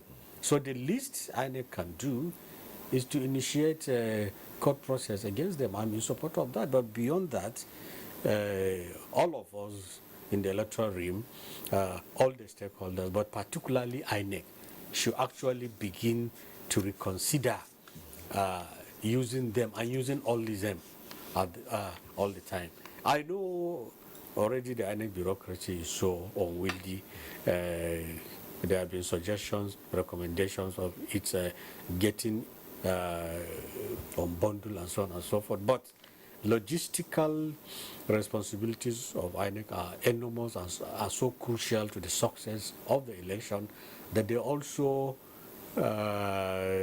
require a special attention, a special office, a special group of people to undertake them. Because if electoral materials are not conveyed, are not carried, there can be no election. If electoral material arrive late, there will be problem. So it's a very, very serious link in the electoral process that must not be played or toyed with. And you followed the debate for the amendment of the Electoral Act at the National Assembly. Of course, we know what the Senate decided and then recounted or went back and approved what the House of Reps wanted, on what Nigerians wanted. But looking at this small election now, there are people who still think that our problem of technology is not as much of our problem of organization. Yes. Going back to the drama at the National Assembly, it was the beauty of democracy. And it actually shows that in spite of what anybody can say, our democracy is progressing. And that gradually, even if not always, at least incrementally, we make progress. The sentiment of most Nigerians is that we must use technology in order to improve our electoral process. And technology is required, particularly in transmission of election results. Yes. People have said it, groups have said it, stakeholders have canvassed for it, INEC has demanded for it. Some people at the Senate had a contrary thinking, but they had to give up when it was very obvious that it was the preponderant position of Nigerians. I think that is a enormous feat. Yes. But again, as you mentioned, beyond legislation, attitude has always been the problem. And it is the attitude that make or mar preparations. Yes. It is the level of organization. Yes. It is the attitude that determines organization. In most cases, very important things are treated with levity, unseriousness, lack of determination, lack of focus, commitment, and so on and so forth. And you can never organize successfully well without the requisite positive attitude that I'm organizing to succeed. Yes. So our organization, or lack of it, usually makes all the difference. And therefore, even as we are improving our electoral process through amendments of the legal framework, bringing requisite provisions, we should also have to up our game in terms of organization. It is the issue of organization that has now created problem of transporters defaulting. Perhaps if as part of our organizations we have had options to NURTW or road transport owners and so on and so forth. So it is very, very important for INEC to up its game in terms of organization. Okay. The conduct of an election is has a lot to do with organizing. Organization in terms of issuing the notices, in terms of providing all the logistics needed, in terms of recruiting ad hoc staff, in terms of conveyance, in terms of aligning with the real stakeholders, even before the day of the election, but also organizations in terms of election day, the conduct of the election itself, transmission of results and declaration. So it requires a lot, and there is no room for mistake. There is no room for levity. Everything must be done well, must be done efficiently. If state organs are organized, or at least have a purpose, they have a drive, how do they allow that to permeate to the non-state organizations which they also rely on for the same purpose? Well, unfortunately, even though it's a derogatory, sometimes we reduce something, we say Nigerian factor, it's a Nigerian thing. And then there is this issue of impunity. Perhaps those people who defaulted have done so bearing in mind that nothing can be done to them, that at the end of the day, they will get away with it. So, as long as there is this lingering belief or perception or idea that, look, I can default, I can mess up, I can do things wrongly, and little or nothing can happen to me, we'll continue to have that problem. For me, that is the underlying reason behind most of the failures, most of the acts, flagrant acts of commission and omission of individuals and institutions. Most institutions don't function efficiently because those who run these institutions suffer from impunity. They believe that they will not be visited with the requisite function, sanctions. Sanctions do not follow violations, failures, refusals, and so on and so forth. So in order to improve our institutions, including those involved with elections, we have to do away with impunity. We have to ensure that everybody does what they are supposed to do, or they get it. Let's take advantage of your area of specialization, Prof. political sociology and look at the Nigerian society taking the Anambra situation as a test case. Our attitude as citizens and politicians is that if it doesn't benefit me, even our attitude to democracy. Yes. So there are people who sit and say to hell with this democracy. Exactly. What are we getting from it? They don't mind if there's the other side of democracy, for as long as it's about them. Is it wrong for someone to seek for personal benefit from this general thing called democracy? What are the personal benefits that an individual Nigerian can sit at home and say, I have? Yeah, I think it is quite wrong for individuals to always place self above the corporate, above community, above society or country, not even on the issue of democracy. An individual is a member of society, is not an island unto himself or herself. You cannot dwell very well. You cannot exist, make progress, live well alone. You have to cut out for yourself. You belong to several groups. You belong to family, to kin group, religious group, and so on and so forth. And in each of these, what in sociology we call social structures, you are only a player. And you are supposed to play for yourself and play for others. So it is not good to say my own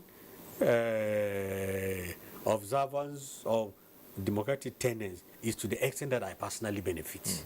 Benefits come in different guises. And benefits are not necessarily materialistic.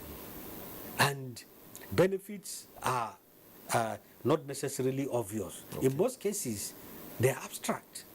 For instance, existence of peace and stability. It's a benefit to all. Yes, it's a very substantial, non-materialist benefit. And if you what does happen? A good government, those people fomenting violence are benefiting from the violence. Yes. Yeah. You know, utilitarianism. People sometimes behavior is about incentives. What do I stand to benefit, and so on. But it also depends on how you define benefits. I'm talking of democracy. Okay, for instance, dividends of democracy are not necessarily about roads, schools, food prices, and so on and so forth. No, for me, these are dividends of governance. There is a theory that says even some give you more of such infrastructure than in a democracy. The worst dictator can give you all these things. What democracy gives you, it gives you non-material benefits. Okay, for instance, freedom. It gives you freedom. It gives you all the rights and liberties. It gives you the opportunity to speak out. It gives you the opportunity to elect your leaders. It gives you the opportunity to have complete say-so in your own affairs. It also gives you peace, stability, tranquility, which cannot be quantified. It cannot be quantified monetarily. And it gives you self-satisfaction that I am a member of a community and I am playing decisive role in what happens to the community.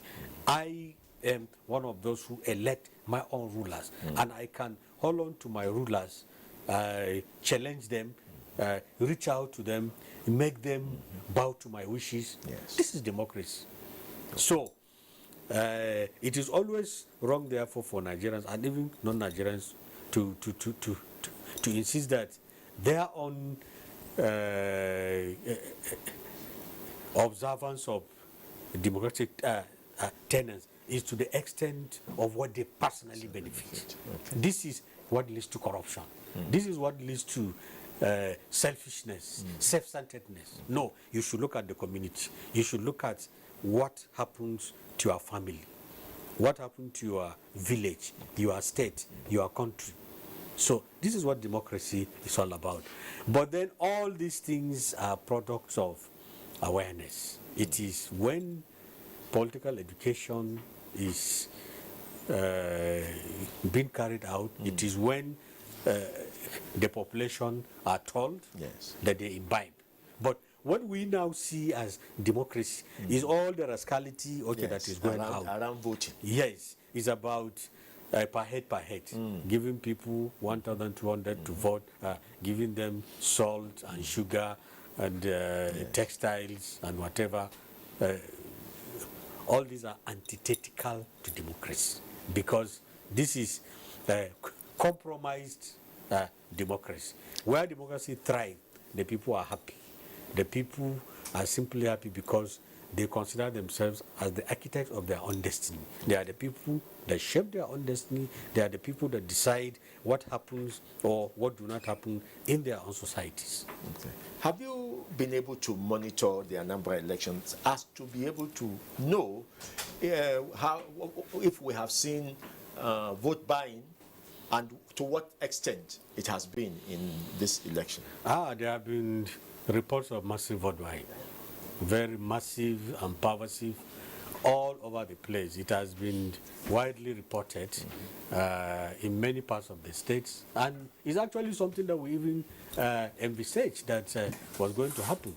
Somebody said... Don't let us talk about being envisaged. We envisaged a lot of things about this election that are not taking place. But vote buying was envisaged for two or three major reasons. Okay. The first one is that in this off-cycle election in recent times, in Edo, in Ekiti, there were massive vote buying. That's one. Yes. Second, somebody made a funny allusion yesterday that at least 10 of the 18 governorship candidates in Anambra State are billionaires. And that the race is just like a feast of billionaires. Yes. Yes. And another one said, actually, in that part of the country, the overall political attitude is so low, that many people, even at the best of times, are not likely going to participate. You have to push with money. Yes. No, because many will not even go out and vote. And therefore, it is very easy to assemble some and compromise them, to vote. But actually, there were reports of vote buying yesterday. Again, that would bring to question the law enforcement to it. Have we been able to put anyone to answer for such things? Because you just talked about the level of impunity. I will do it, nothing will happen. What has the law been able to do about that? Well, very little, and it is quite unfortunate. Elsewhere, I mentioned Edo and Ekiti State. Unfortunately, there are videos of the law enforcement agents who ordinarily were supposed to arrest and curtail these things, but they were participants in it. And they participated either in the very act of sharing, or they turned their face away when those things were going on. So up to this moment, one of the major reasons why the phenomenon of vote buying thrives is because practically nothing is being done to stop it. It's a market, and it is elementary economics. Is that where there are sellers and there are buyers, market will thrive. Yes. And that is what is playing out. Okay. Now, let's go to, we're talking about polity generally, but there are peculiarities in every state. Anambra has a peculiarity. A reporter has gone round for this governorship election. It gathers momentum. Ngozi Okafor takes a look at the people of Anambra and their political peculiarity, dynamics in Anambra as this election is taking place. The current Anambra state was carved out from an older and much larger Anambra state. It contains people with a lot of socio-cultural similarities. Anambra people are known to be resourceful, educated and enterprising, especially in the area of commerce. The high level of commercial activities in the state attracts people from different parts of the country to towns like Onitsha and Nnewi, while Awka has always been the administrative engine room and the state capital. Nicknamed Light of the Nation, Anambra State has rich political involvement that has helped to shape the history of a country right from the pre-independence era. The late Dr. AnambraDecides2021 from Onitsha was one of the foremost nationalists that fought and won independence for the country. He became the first Governor General as well as the first president of the country from 1960 to 1966. The state has also produced 3 Senate presidents, Dr. AnambraDecides2021, Nwafọ Orizu and Dr. Chuba Okadibo, while 2 speakers of the House of Representatives, the late Chief Edwin Umezuoke and Chief Agunwa Anekwe, all of Anambra extraction. In 2007, Anambra State again reshaped the electoral system in the country that brought about the off-season governorship elections in the country following a legal action instituted by a former governor of Anambra State, Mr. Peter Obi, where the Supreme Court ruled that the tenure of a governor of a state shall commence from the day he is sworn in. Before this development, the country had a uniform conduct of governorship elections. Anambra has been on the forefront of the growth of the nation, start from the pre-independence era, independence, Dr. AnambraDecides2021, and even after the independence. Political development or growth in Nigeria, you cannot talk about it without talking about the Anambra people. Because Anambra, God placed the people of the state as pathfinders in every aspect of the society, whether politics, education, and whatever, and business. However, in recent times, the trend of politicking has become more fierce with a gale of defections, making political contestations more intriguing. Yes, in the sense that they know when politics is being played. No, in the sense that sometimes they are always aloof, unless it affects their business personally. A typical Anambra man, with due respect, may have good business going on, and if a political issues are being raised and it's affecting other people's business, and it's not affecting his, he stands aloof until it gets to his nose. So the answer is yes or no. An average Anambra man, even the least person you expect, the mama in the village, the old papa in the village, knows that this is a civic right you must perform for the betterment of the state.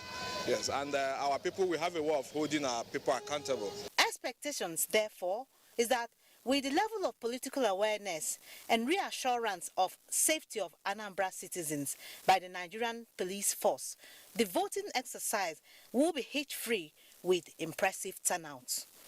In Awka, Ngozi Okafo, NTA News. Yes, some unique peculiarities there, some things about Anambra that you need to know, and some attitude to politics. We have been joined in the studio by someone who would give us a better picture of the inside workings of this election. He is the Director of Voter Education and Publicity of the Independent National Electoral Commission, INEC, Mr. Victor Aluko. You're welcome to Anambra Decides. Yes, good morning. And thank you for having me this morning. Thank you. Yes, let's welcome you by allowing you to just give what may be a mix of a personal thought and an official position of the Anambra elections so far. Thank you so much. Yesterday was a little bit tough, but I'm pleased to announce that we were able to scale through the initial glitches, and the election progressed quite well. And most of the voters, majority, substantial number of the voters, were able to exercise their franchise. They were able to vote for the candidates of their choice. And I think the game changer was the decision by the President Electoral Commissioner to extend the voting period to 4 p.m. in places where we had issues with the biomodal voter accreditation system equipment. Yeah. And that allowed voters in those places to be able to vote. And till later in the evening, you know, all those voters were attended to. And actually, we also announced that at 4 p.m., every voter in the polling unit will be attended to. They were attended to. And people were actually able to vote. Even in the polling unit where the candidate of the APC had issues, and he was on television, and as well Arise TV, something like that. And you know, at the point in time, he was able to vote, and his tone changed. And of course, all voters in that unit were able to vote. At about 10 o'clock in the night yesterday, the same resident electoral commissioner did a press conference, and he said any polling unit where there was a consistent malfunction of the beavers and therefore the voters in the unit are unable to vote, the election will be continued tomorrow. The issue is, in most places, we were able to attend to the problem of the bimodal voter accreditation equipment. Yes. Actually, that is the few places where we had issues. Most of them, almost all of them, our engineers were able to attend to that problem. Okay. And one thing we need to know is that the software of that equipment was developed in-house by our ICT engineers, even though it was fabricated outside. That is due credit to INEC, but it will also make the response time faster, possibly. They were able to upgrade. Okay. They were able to upgrade the software. Okay. You know, in all those areas where we had equipment malfunctioning. They understood the software quite well because they developed it. So they were able to attend to those software. We pleaded for patience, and we thanked the voters in Anambra for being patient, for showing understanding. And we were able to attend to them. So this one does not apply now, because we've tried to talk to all our agents, all our correspondents on ground. Are there votings going on this morning and all that? So we want to confirm from you there's no voting going on this morning. No, that's not. What we are saying is that with what we observed, and the reports we got, collation started in the registration areas immediately after voting closed in many places. The poll closed. Even in places where we extended the polling time, when polls closed, in all those places, collation also started in those wards. Those registration areas, which people also call wards. And through the night, collation also went on in the local government collation centers. And as at now, by 10 o'clock this morning, the state collation center will open. And you know, the returning officer is the one that presides at the state collation center. Okay. So the state collation center will open this morning, where results from the local government's collation officers will start flowing in, and will start collecting. And then, definitely, every presiding officer in any area where polling could not take place, or where polling was cancelled or was disrupted, will have to fill a form we call Form EC40G. And that's like reporting. Okay. And then the returning officer will now have to look at all those areas where there was disruption or polling could not take place or was cancelled. And then if the margin of lead is such that there is need, we'll take more time explaining this. Okay. Let's quickly dash to Oka, where Paul James is can talk to us. The last time we spoke, we told you we were going to come back to you. So at least you have had time now to peep out of your window, to drive around a little bit. Give us an update, Paul. The update is that things are still as they were before the last conversation. From the locations where we have deployed observers, no polling units has opened yet. Observers are still on ground and are waiting the arrival of INEC officials. But I want the INEC director in the room to tell us in specific, because like we had mentioned earlier, it is information we worked on. We wanted to know where are those polling units, what number of polling units are affected, where are the locations of the polling units, so that it can also help us in our work. What we are doing currently is just to go back to where we were yesterday, and election did not take place, were not conducted in the locations, or locations where we know had issues with the deployment of the bimodal voter accreditation system. So I expect that by now the Commission should have had its own information regarding places that had challenges, not to keep Nigerians waiting until collation is done, and also the idea of waiting for the margin of lead or the principle of lead. I think INEC should not, because of their own for lack of a better word, for not being able to truly deploy the equipment that they wanted for the election, they should not technically disenfranchise people from this process. If there is a chance to allow the people of Anambra to go out to vote, INEC should do that. It is the constitutional right of the citizen, indigenous people of Anambra to participate in this process. And we cannot, on technical ground, begin to bring about the margin of lead principle. They had made a communication yesterday regarding going back to conduct election. We are holding them on that. It is about accountability, it's about transparency.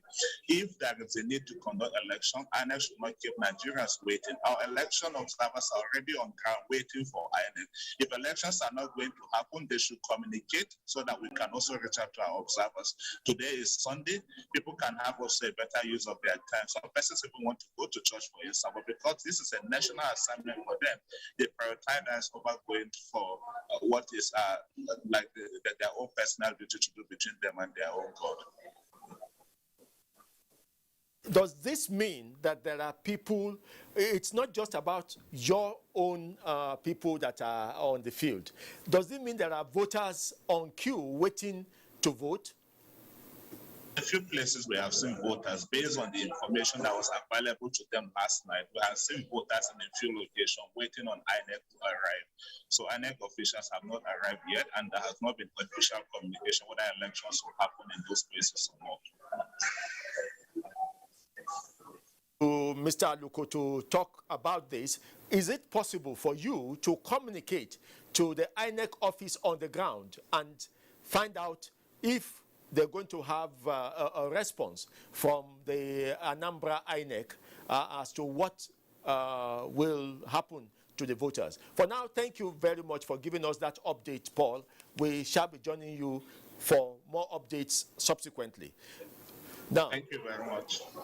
You just heard that. You see, I read out what he had said at 10 o'clock. So people have a right to think that the voting would continue in places. He specifically mentioned the place. I heard him quite well. Good. But I think there's need to allow the people managing the process to manage the process.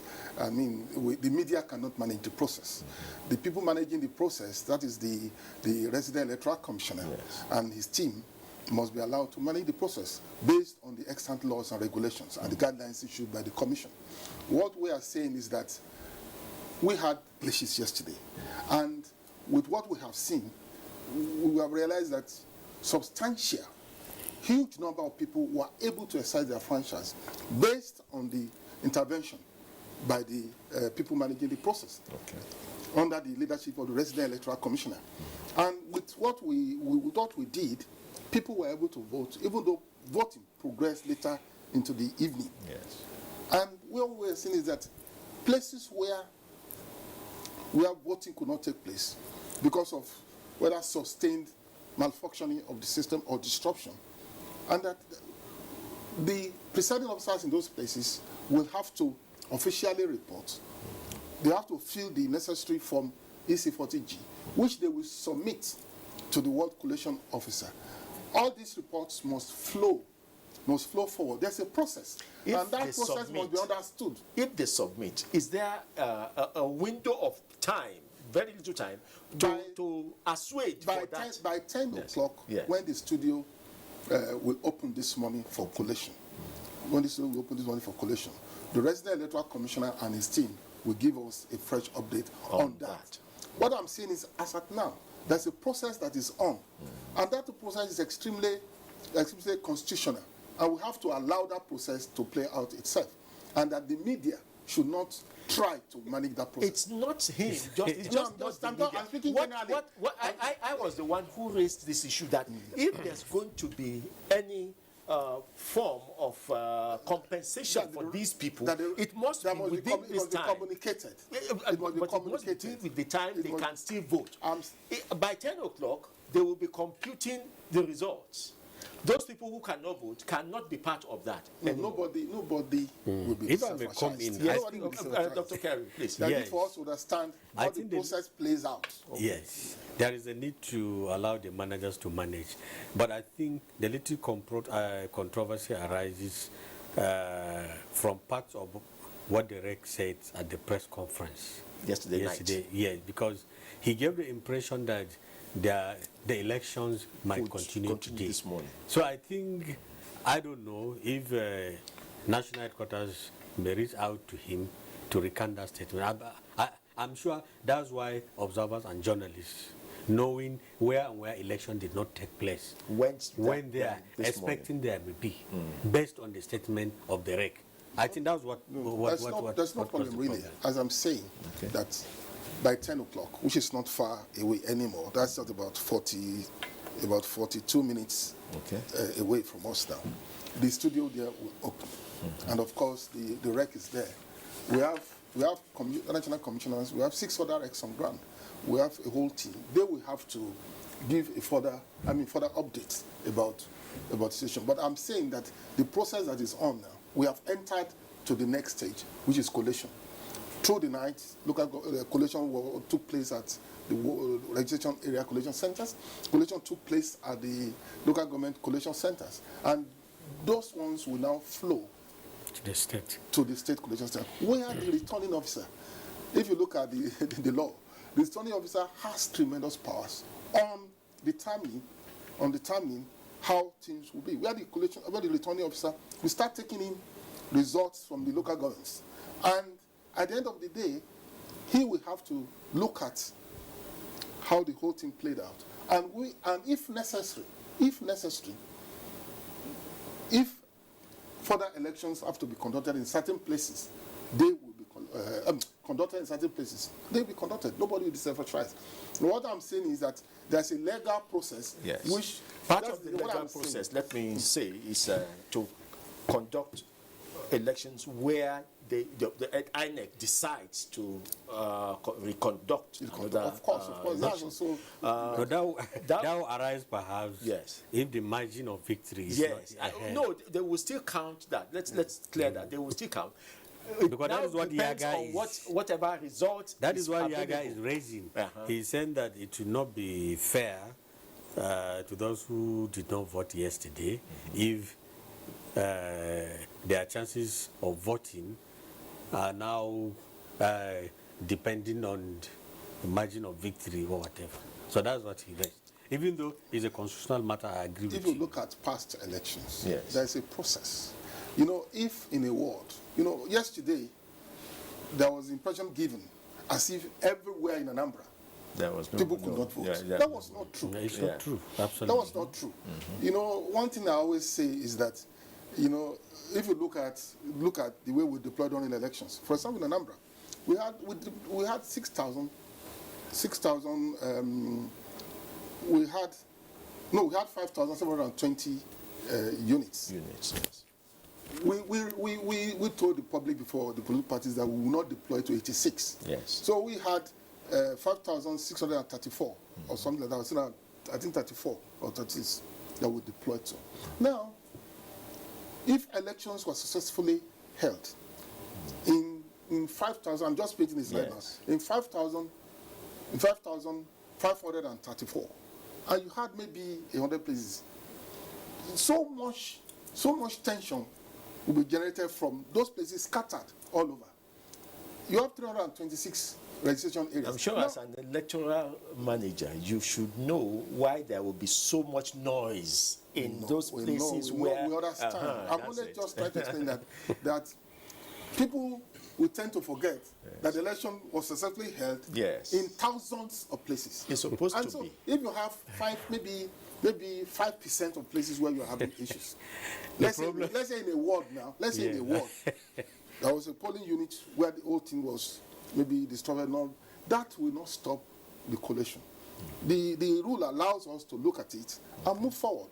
And at the end of the day, I'm telling you, at the end of the day, it takes a lot to conduct elections. At the end of the day, the returning officer will have to look at the returning officer has a lot of powers in terms of determining determining the winner, in terms of announcing.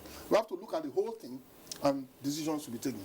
That is the position quite now. By 10 o'clock, we'll get further update from the REC and his team, and of course, when the collation center opens.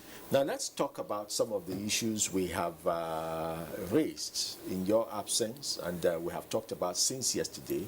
Of course, the information came out from the resident electoral commissioner that part of the glitches was due to the failure of some of the beavers.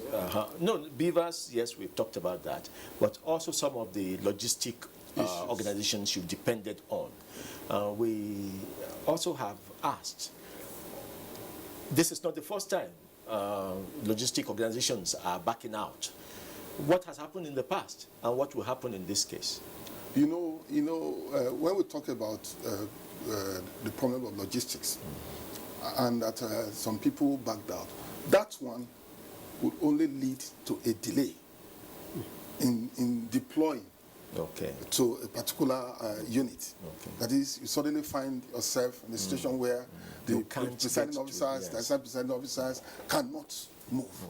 And of course, in some of places, they moved. I mean, the commission, they took extra measures to ensure that they were able to get to their unit. And one thing we do is that we establish what we call registration area center. We call it RACs. That is in each ward. Before, in those days, we used to camp at local government level. All the presiding officers, we come to local government officers. And we now found out that we experienced all these logistics issues. A local government can be very big and may be difficult to get to towns, villages within local government, that money. So we now started a process where we created what we call registration area centers, RACs. We now camp within the registration area center, which is a small geographical unit. We now camp there overnight, so that in the morning our people will start to move. So you find out that the distances between, within the wards, within the regional centers are not really too far. And where you are disappointed in terms of the vehicle you expected not coming, some of the places, the people, the election teams, presidents, walked. Yes. So we have to commend young people, the youth corpers, and the people functioning. They carry the boxes, they carry the voting cubicles, and walked to those locations. Sometimes maybe a kilometer from the RAC center. They walked, and were able to summon some of these problems. And that's why I'm saying that with what we saw, the data that came, and we found out that there was substantial voting in many places, to the extent that the initial problems which we admitted, which we took responsibility for, were resolved. Great that it did not eventually affect election, as you have said. But we step back again. What would you do to those people who backed out? Let us wait for the station collation center to open, for the office to open at 10 a.m. this morning, and let us see what the resident commissioner and the team there will say. Yesterday, we had to also wait for him to address the press conference. That is before polling was to close at 2:30, which of course he addressed and extended the voting time. That one solved a lot of problems. And later in the night, as you said, he also, we're all in the station room here. He also addressed the press and gave an update.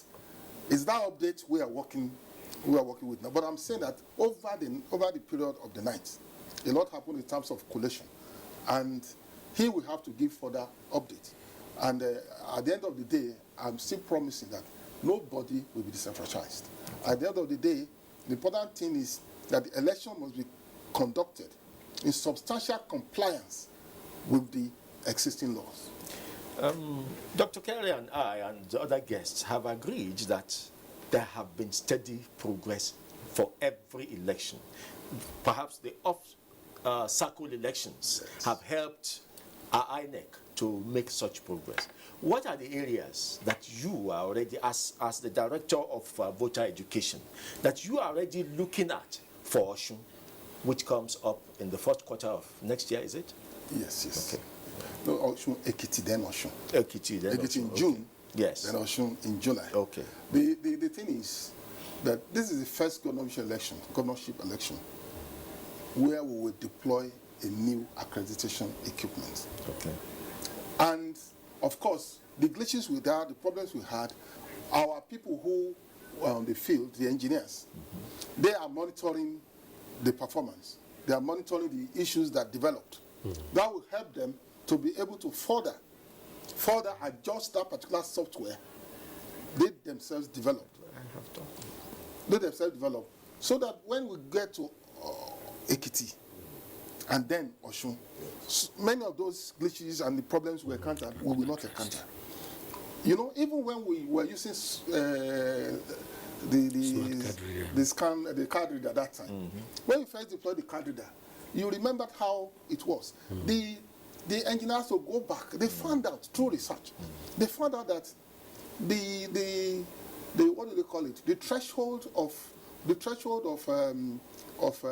operations of that particular part of the card reader that scans the something was too high. Okay. And that's why many people could not get their fingerprint. And we had to resort to the use of incident forms. So they had to adjust. They had to go back to adjust that threshold so that it can take in, so that it can be enlarged further for more people to, so that it can read the fingerprint of people, because it was developed abroad. Yes. And you know where it was developed. It will be they sensitive. don't really have people who worked on farms and had, like our people, and had their fingerprints maybe blotted out, that type of thing. So they have to adjust it. So that's, I'm saying, in like manner, our engineers are looking at the beavers, which they created the software. And by the time we go to the next election, definitely they will have done some adjustments, which they did yesterday. Okay. The time, actually the delay was caused mostly because they needed time to quickly do some adjustments to those beavers equipment so that accreditation could take place. And they did. In fairness to them, they did. One of the reasons this election, there was the noise you talked about this, is that in the incident of card readers, you had the incident form to fall back on. This one, you stopped the incident form completely. The reason why is that? The incident form was abused. It was grossly abused. Grossly abused. Very In fact, we had situations where some officials were, whether they were compromised or not, they would say the candidate was not working, so that they can use it then. And the incident form was just like carry go, and we didn't like it. In fact, many places they will even stop the candidate from working deliberately, so that you could go for the option of incident forms. Could only verify the fingerprint. And our ICT department had to develop a system that can also verify another biometric feature, which is the face. You know, there are various biometric features that the eye, all those ones that they can use, and they have to develop a second aspect and make it a dual machine that can verify not only fingerprint and the face, because we argued that if your face cannot be verified, after the fingerprint cannot be verified, you cannot be the owner of that card. And if you bring a card that's not your own to the voting place, that's impersonation. It's against the law. So we try to let people know that if your fingerprint cannot be authenticated, no problem. We will check your face. If it fails, that means you are not the owner. We'll just tell you to kindly go home. Dr. Kari, we talked about welfare for the police, and you are the one that raised the protest in some places. In the case of INEC and its logistic firms, they even went ahead and paid 50%. But some of these people, again, failed. What are your suggestions for the next time? They shouldn't pay anything. They should pay less. They should pay more. No. They should be. It shows that INEC was real and was very serious. 50% should have served as a very good motivation. Yes. The failure of those people to render service or to live up to their contract is left to them. But it shouldn't in any way stop INEC from doing the same thing. It is human nature, actually, that if you don't properly mobilize people, they will not find an incentive to perform. Or you would have given them a pretext or an excuse not to deliver. So there is nothing wrong in giving them that 50%. It should serve, it serves as a very good incentive. The only thing is to devise a means of ensuring that having collected the money, that they do their own side of the bargain. Yes. Okay. So let's look at, we have now known that next year there will be two state off-cycle elections. And these are states that come from the southwest. What are your vision for that? What are the peculiarities you are expecting in that election? Well, first and foremost, in both states, the incumbent, just as in Anambra State, the incumbents will be going. Ekiti and Osun State. Osun will be going for the election. Osun, okay. Yes. Ekiti is leaving. Yeah, and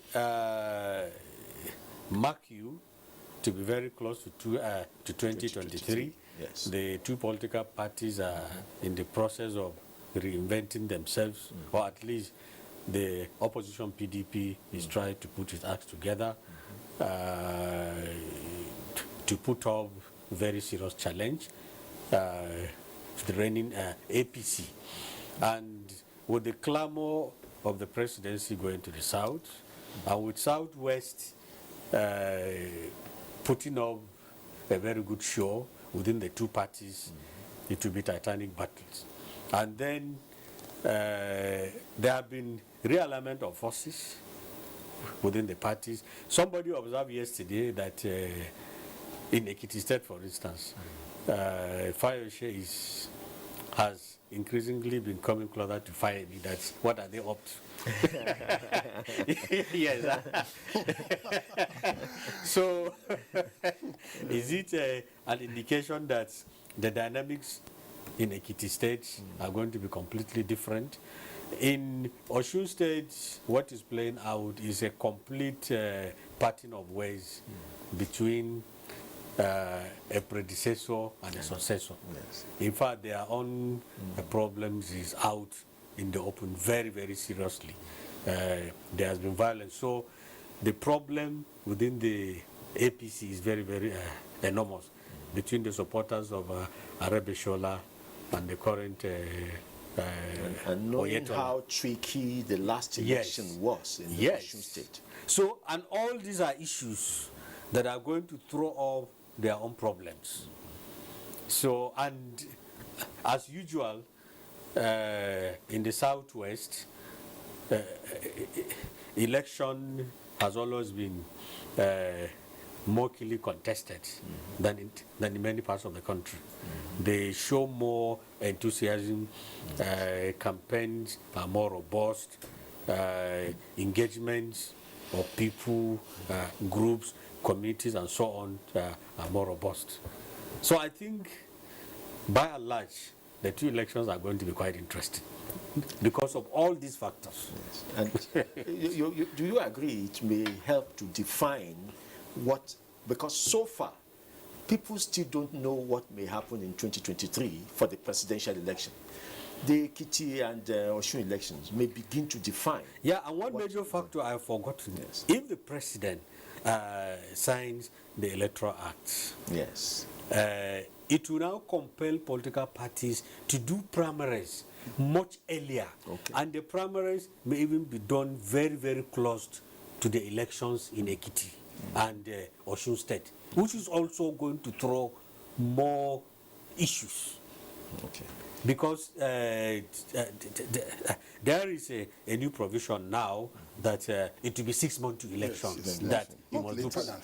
So this is also very, very important factor. Yes. Paul, you're still on Zoom from Oka, so let's engage you and allow you to go and do some other monitoring. What again have you found out? Our INEC official here insists that at 10 o'clock, the resident electoral commissioner in Anambra State will decide what should be done. Have you been able to communicate with those people who are at the voting centers as to what next they want to do? We want to hold on to that communication because INEC may come back to say even the 10 o'clock may not happen. So, because there have been divergence of communication since yesterday. In one fold, they said elections will happen this morning, and now we are hearing until collations are done. We understand all of these challenges. I mean, we are all partners in progress with INEC, but what we keep emphasizing is the need for communication. We had raised concerns yesterday, for instance, about locations in Ihiala. We had sampled 248 polling units across Anambra State, and Ihiala had 14 out of our sample. Election did not happen in any of those polling units that we had sampled in Ihiala yesterday. And based on the reports that we have got, more than half of the polling in Ihiala did not even have INEC officials. I heard about all the technical grants and all the marginal need and all of that. I will leave that to rest. But also, the point is also very clear. Like, we need to inspire hope. We need to build confidence. If there is one thing that is lacking, especially among the populace, is their own confidence in INEC. And so we thought with the introduction of these new device, new technology to help to show up that level of confidence. It's unfortunate that Anambra has always continued to be the guinea pig for most of these things. If you recall, Anambra was also the state where the issue of the first off-season election started in 2010, and here we are also today. 2013, though we had issues also in some parts of Anambra, Idemili, Obosi, and all of that, where even INEC admitted there were complicity on the part of some of his personnel. So what we are saying is just improve communication between the commission and also stakeholders that are also working in the field, so that it can also help us to plan. For instance, for us as observers, some of us had planned that we are returning back to base today, that we are going to demobilize today. But as it stands, we don't even know whether to continue to be on ground here, to continue to deploy to the field, or wait until INEC has ended up its whole processes. But be that as it may, we are here in Oka. The goal is about the people of Oka and the people of Nigeria. We shall continue to observe and provide updates as appropriate. Paul, are you in communication with INEC in Oka as regarding all this? You can't say your people are on the field and all that and be talking to us in Abuja. Are you talking to the INEC office in Oka too? We are talking to INEC office, and you also have an INEC official, a senior officer of INEC in your studio, and that is why I'm also directing this at him, that there should also be some internal communication, which I think he should be privy to. We were with the rep yesterday evening, where he shared some of these concerns with us. And like I said, we acknowledge some of these issues. It's just to improve the lines of communication, especially with the people. Yes, we might be working all on behalf of the people, but INEC also has direct access to the people, that they can be reaching out to the people, and that is our own point here. Thank you very much, Paul. So, since you have communicated with the INEC office in Oka, I'm sure they would be reacting to it, if not on the field where you are, at 10 o'clock when the whole officials gather to do the state collation. Thank you very much. Let's let you go. Have a good day ahead of you. Have a great day too. Bye-bye. Okay, back to the studio here. So let's have your thinking, Mr. Aluko. Thank you so much. I'm trying to re-emphasize that the process of collation is on. And that's an extremely important process, which we should allow that process to play itself out. Immediately poll closed in many places yesterday. The presiding officers moved to the registration area collation centers.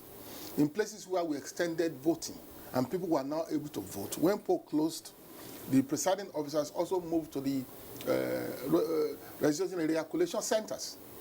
And in all those registration area collation centers across the state, collation took place, and then the registration area collation officers took their results to the local government collation centers.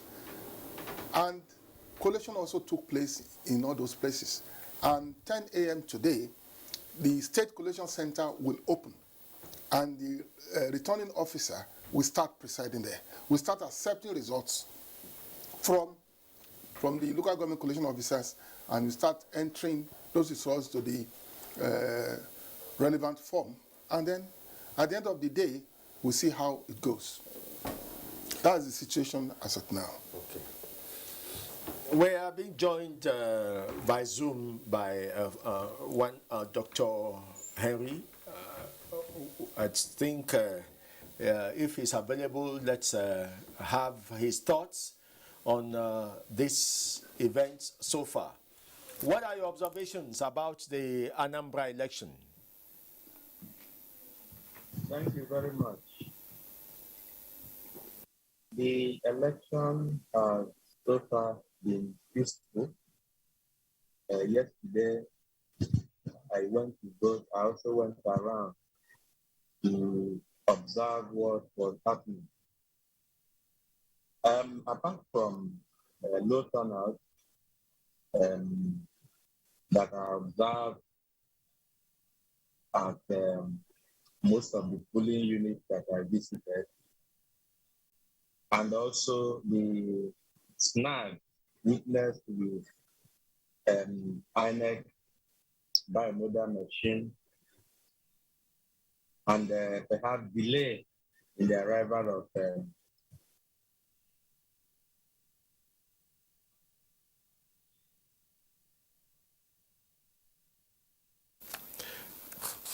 We just lost Dr. Henry Duru there, but we'll reconnect. We'll get back to him as soon as we can reconnect. Dr. Wakakari. Okay.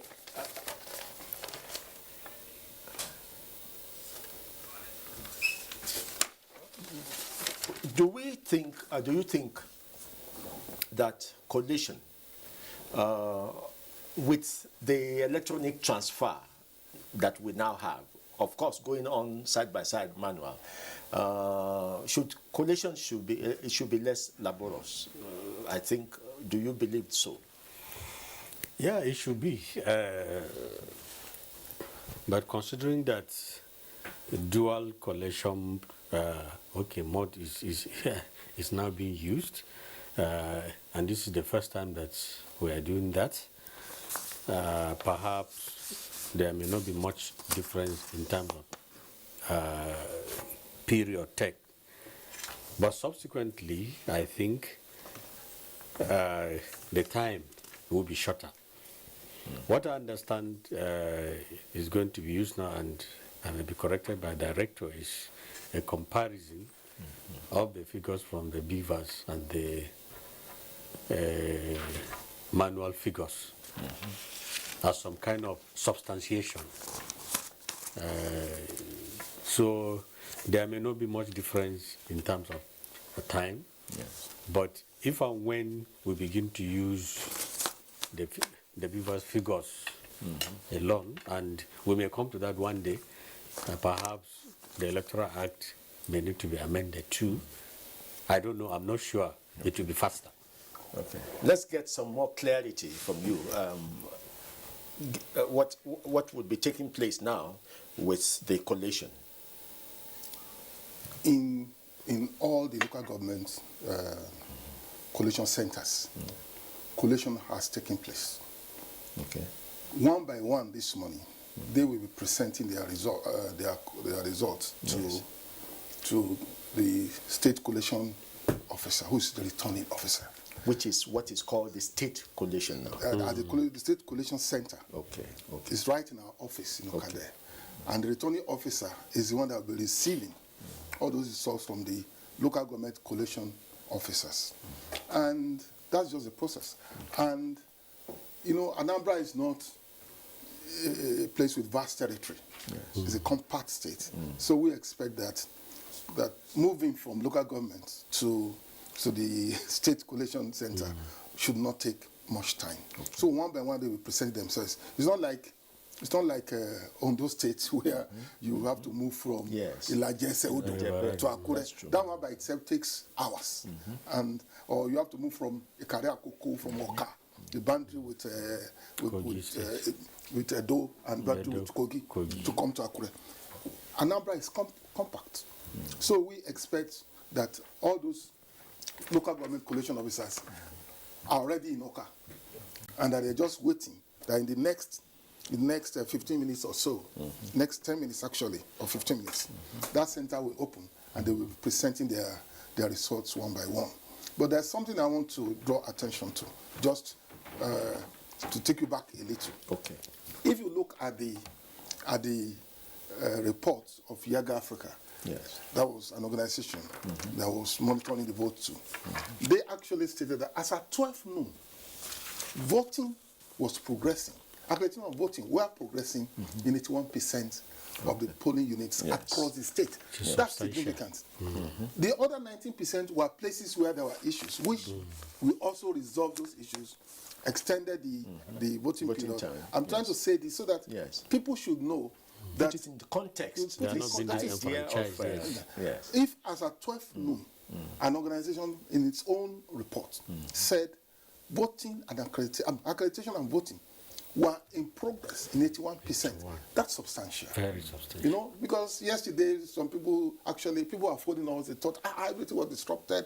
There was somebody who posted on the social media, one popular social media commenter who said, INEC bungled Anambra election. I read it and I just laughed.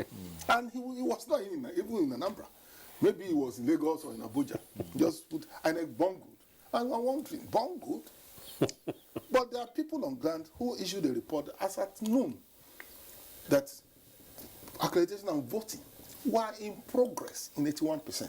The other 19% were places where there were issues, and those issues were resolved. I need to say this before I continue, so that people will know that it was not the way some people were saying, and that in all those registration areas, we have been able to collect the results.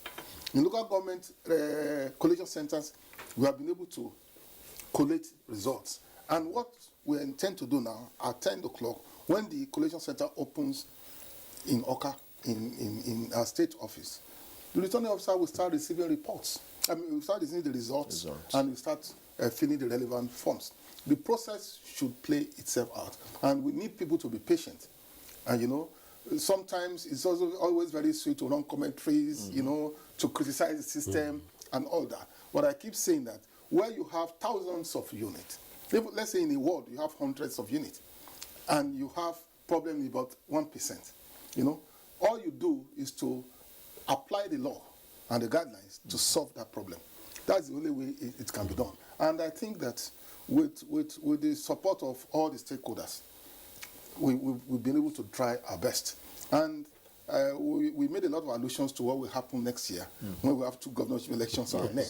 And that those problems we witness now, we must have been able to summon them. And of course, you know, Ekiti Osun will not have the security problems Anambra presented to us. And it was really, really not that easy. Ekiti Osun will have more easier security issues in terms of our ability to even deploy before the election, in terms of people to to be ready to participate.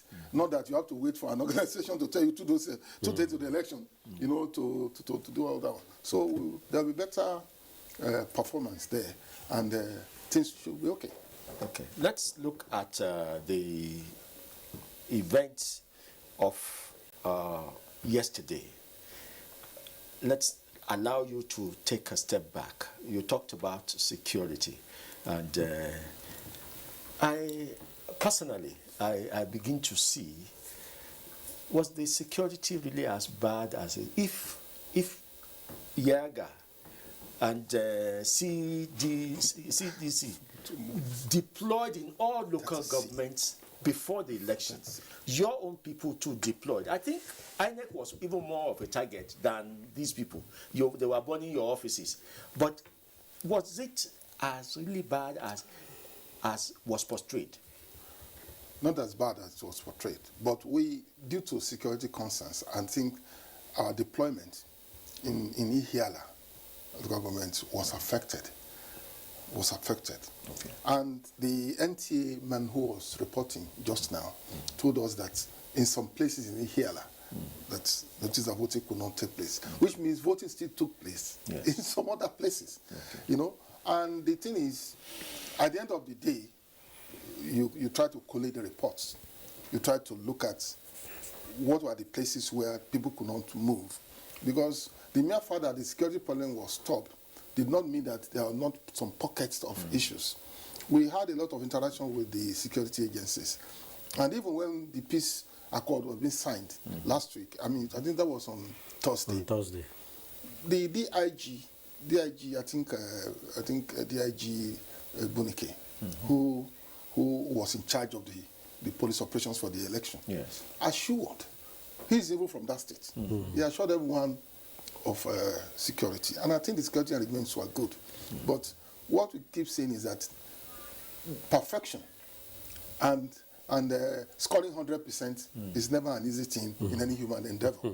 So you still have some little pockets. It is what an organization does to solve that particular problem that matters. And that's why we are saying people should please understand the process. How does the process work? And let us allow that process to work. At the end of the day, we review the process. And what INEC has assured, and Ashama has continually assured everyone, is that we operate transparently. We do not support any candidate. We do not support any political party. We issue our guidelines and we work according to it. Those guidelines are party blind, are candidate blind. You know, that's what I'm trying to say. Does not attempt to favor any party or any candidate. They apply to everyone. And so we just work according to the regulations. And at the end of the day, when everything has been rested, we'll now do a review. That review will help us as we move towards Ekiti next year. Okay. And of course, before Ekiti, we have the FCT area council elections, where we also deploy all these things we deploy in Anambra. So that one may not be a governor election. But the FCT is vast. And the FCT is even like as big as any state, as some states, really, not any state. The voters as Dr. Abubakar, let me ask you a perennial question.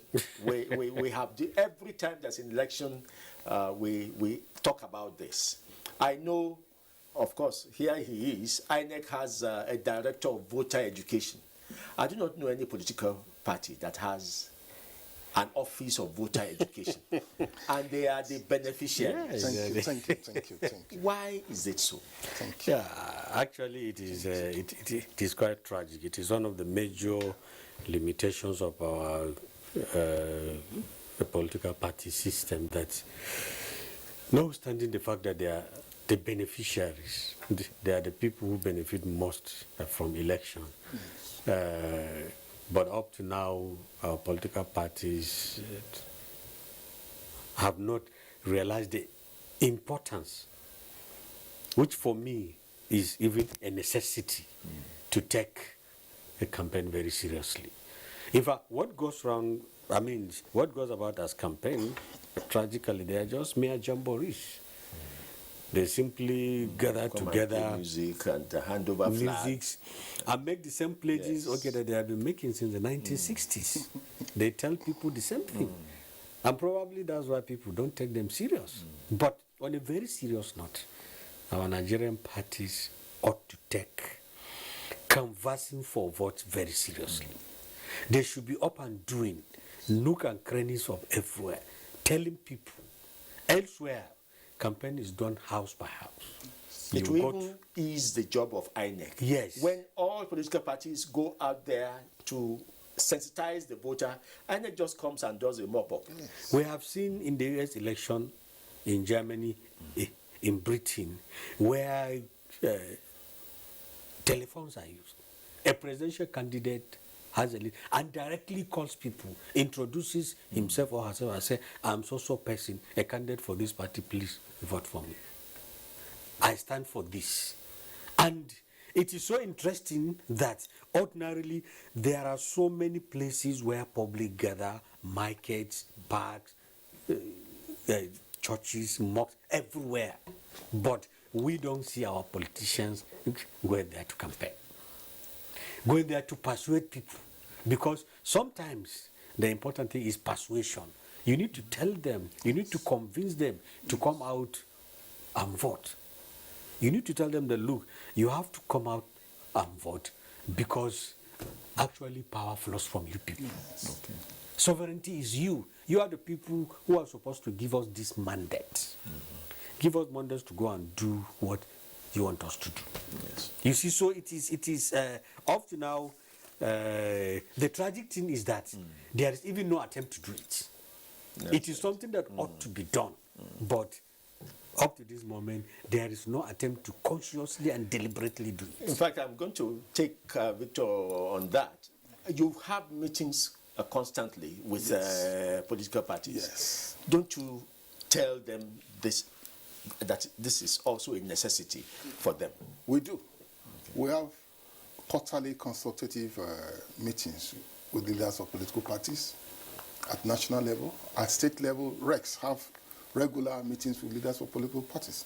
Even if we don't have, even if we don't talk about voter education during those meetings, political parties are led by highly educated, highly placed people in the society, former governors, former this, former that.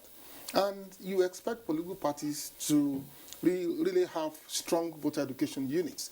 As you observed rightly now, that you don't have any political party that has maybe director of voter education. Even an office. No, you don't hear that. And they are the beneficiaries of the whole process, as you noted. And you expect that political parties should take voter sensitization, voter education, voter mobilization seriously. Because for INEC, our job is to reel out the guidelines, how the procedures will be, the process, how the process will be. And then try our best to encourage voters to participate. It's for the political parties to now take the information to their members, to their sympathizers, to their supporters. Not only to tell them to vote, to also educate them about how to vote. As you mentioned, door-to-door activities. Tell them how to vote, and also take ballot papers. Do you know that once we design ballot papers, and these ballot papers are designed and approved, we share them. We share them with the political parties. Yes. We give it to them so that each party will know where on the number, where they are, the symbols. We expect political parties to take all these designs, show them to their members, to the supporters. We are number 10, we are number 9, we are number 6. This is our symbol, you know, so that when the voters get to the units on election day, it's not lost. They don't just start wondering where is the symbol, what is what person I want to vote for. Parties don't do much of that, and we think they should do a lot in that regard. Okay. Our Orca studio is almost ready for us. We will be joining them as soon as they are up, but our discussions still continue here, and I'm sure you do know what we're expecting from Orca. It is the studio, the coalition, state coalition, which was promised by the REC yesterday. Now, we continue here, and we have our guests who are still looking at the state of our polity as we use the Anambra election as a test case. A political sociologist is with us, Dr. Abubakar Kiari, an associate professor of political sociology in University of Abuja, and the director of voter education of INEC, Victor Aluko. Now, Dr. Abubakar, let's also take our preparation for 2023 into cognizance. Are there political parties that are sure of their play, the game they're going to play in 2023? Now Nigerians begin to talk about these two political parties. But are there other political parties that are game players in our polity now? Or are we narrowing down inevitably into a two-party state? Well, we have never narrowed down to two political parties, practically speaking. I think we have now about 18 political parties. The others haven't been deregistered. You remember at a point we had about 78, which is quite unwieldy. We run a multi-party democracy, and in a multi-party democracy, there is no limit to the number of parties to be registered. This issue has been discussed, and there are dimensions of it. One of the dimensions is what you have just stated, that Nigerian political party system tends to tilt towards two-party structure inevitably, right from the 1960s, when by the 1965 election there were two major alliances, the UPGA and the NNA. And in the Second Republic, by 1983, there was an alliance of MPN and MPP, and the other alliance.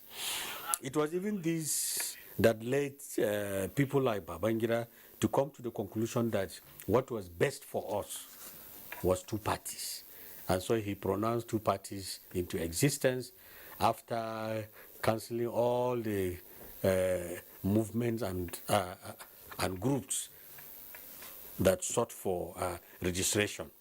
It's a very controversial view that ultimately, in practical terms, no matter how many parties we have, they crystallize into two, the ruling party and others.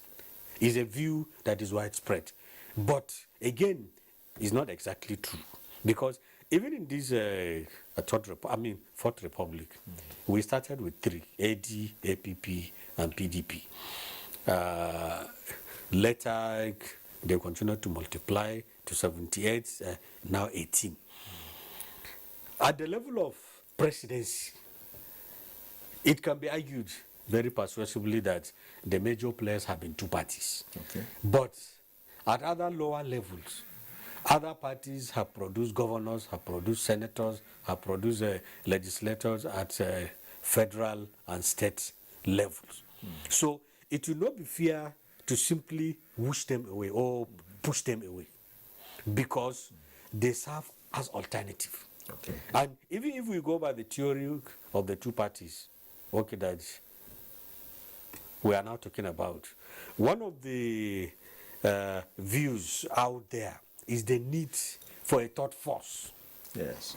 And the third force coming not necessarily even from within the 18.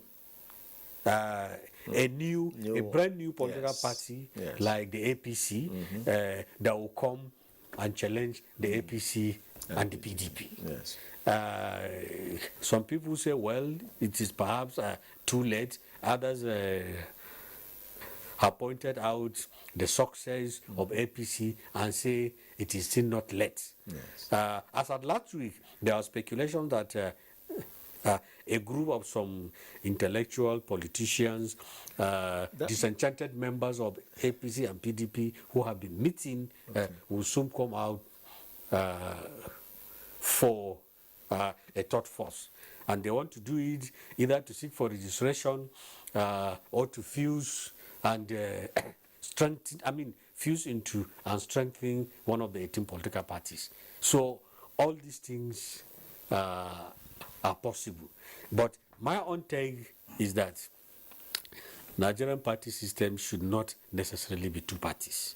But then it is high time some political parties forget about the presidency and go and compete where they have advantages. They can produce state legislators. They can produce local government chairmen. They can produce senators and even governors. Which is what Abuja in the United States, that is what, yes, in the United States, it will interest you to know that there are so many parties apart from the Republican and the Democratic Party. Yes. But the other parties see themselves as parties for the other component units of the American Federation. So that should be the focus of the parties. It is only parties who have the resources, who have the tentacles and the networks and the visibility that should go for the presidency. But they can play very serious role at the other levels. So that's my view on this. Okay, we'll go back to our Zoom connection, and we still have Dr. Henry Uduru. We were hearing you when you went off. You want to land with your point, Dr. Henry Uduru? Yeah, thank you very much. The point I was about concluding upon was the fact that the elections were peaceful in all the places, as much as I have actually heard. And I visited a number of polling units, and I found things going on smoothly, even though I noticed some snags in a number of polling units where the INEC machine was not functioning properly. And at the state level, you look at a local government like Ihiala, election was not held yesterday there as a result of logistical challenges. The electoral materials arrived quite late. And a place like Uke in Idemili North experienced the same problem. And then we have other polling units across the states that experienced a problem of machine malfunctioning. So I will say that so far so good, but INEC will have to learn and then improve upon what we are seeing right now. I commend them for what they have done, for that innovation, because for the first time we are having innovations coming in quick succession regarding our electoral processes. And I believe we are moving in the right direction. The Anambra election so far is showing us what we'll be able to achieve if we continue to move in this direction. However, we need to take all variables into consideration. We need not to rest on our oars. We need to continue to learn and learn fast enough because we have been on this learning process for a long time. Remember, this republic started, this fourth republic started in 1999, and that is over 20 years now. A child that was born then is no longer a child, but has become a full adult, a man or a woman. So we need to increase our pace of learning so that by 2023, we'll see something that is very much more efficient than what we are seeing right now. But in all, I would like to commend INEC. I would like to commend the security agencies. It's heartwarming that we did not experience the catastrophic security breakdown that a lot of people feared. Just what I was going to come in with. How quickly we have transited from the positive surprise of yesterday into the assessment of today. What are your thoughts? Nigerians are still very surprised that people could come out, even though we still don't have the percentage yet, but from the anxieties, people did not expect so many people to turn out for voting as we saw yesterday. What are your thoughts about the eventual turnout, at least the eventual peaceful atmosphere that we had yesterday? Yeah, thank you very much. I think what happened was that in the days leading up to the election, we saw continuous increase in the number of security operatives deployed here. We saw the patrols by these agencies. We saw the show of force. And probably because of that, the people that have been attacking human beings and public facilities actually withdrew. So for close to 2 weeks before the day of the election, we had relative peace in the state. So I think that contributed tremendously in rebuilding people's confidence, because you could feel it a few days before the election. You know, people gaining that confidence. For instance, I have a friend who was to work as one of the ad hoc staff for INEC, and he was afraid all the while. But a few days to the election, seeing the improved security situation, he became confident that he was going to do the work, and he has done that work, and he has actually testified that it was peaceful all through the local government where he worked. And again, when you look at the number of people that were accredited and people that were voted, it may actually mislead you vis-a-vis the amount of turnout. I think people turned out more than these results are showing. A lot of people turned out, but they couldn't vote. For instance, in my own ward at Amobia Ward 1, in Oka South local government area, and even Amobia Ward 2 and Ward 3, I discovered that at some polling units, more than half of the people could not vote because they were rejected by the machine, or in some places the machine was not functioning efficiently, and people lost patience, having stood under the sun for long hours. So a lot of persons left and they didn't come back. So I think... Okay, thank you very much, Dr. Henry Duru. We're going to take a break now, and I want to say thank you to Dr. Abubakar Kali for being part of this morning's show. Victor Aluko will remain with us, and as we take a break. Thank you very much. We'll see you later as the results unfold from Anambra elections.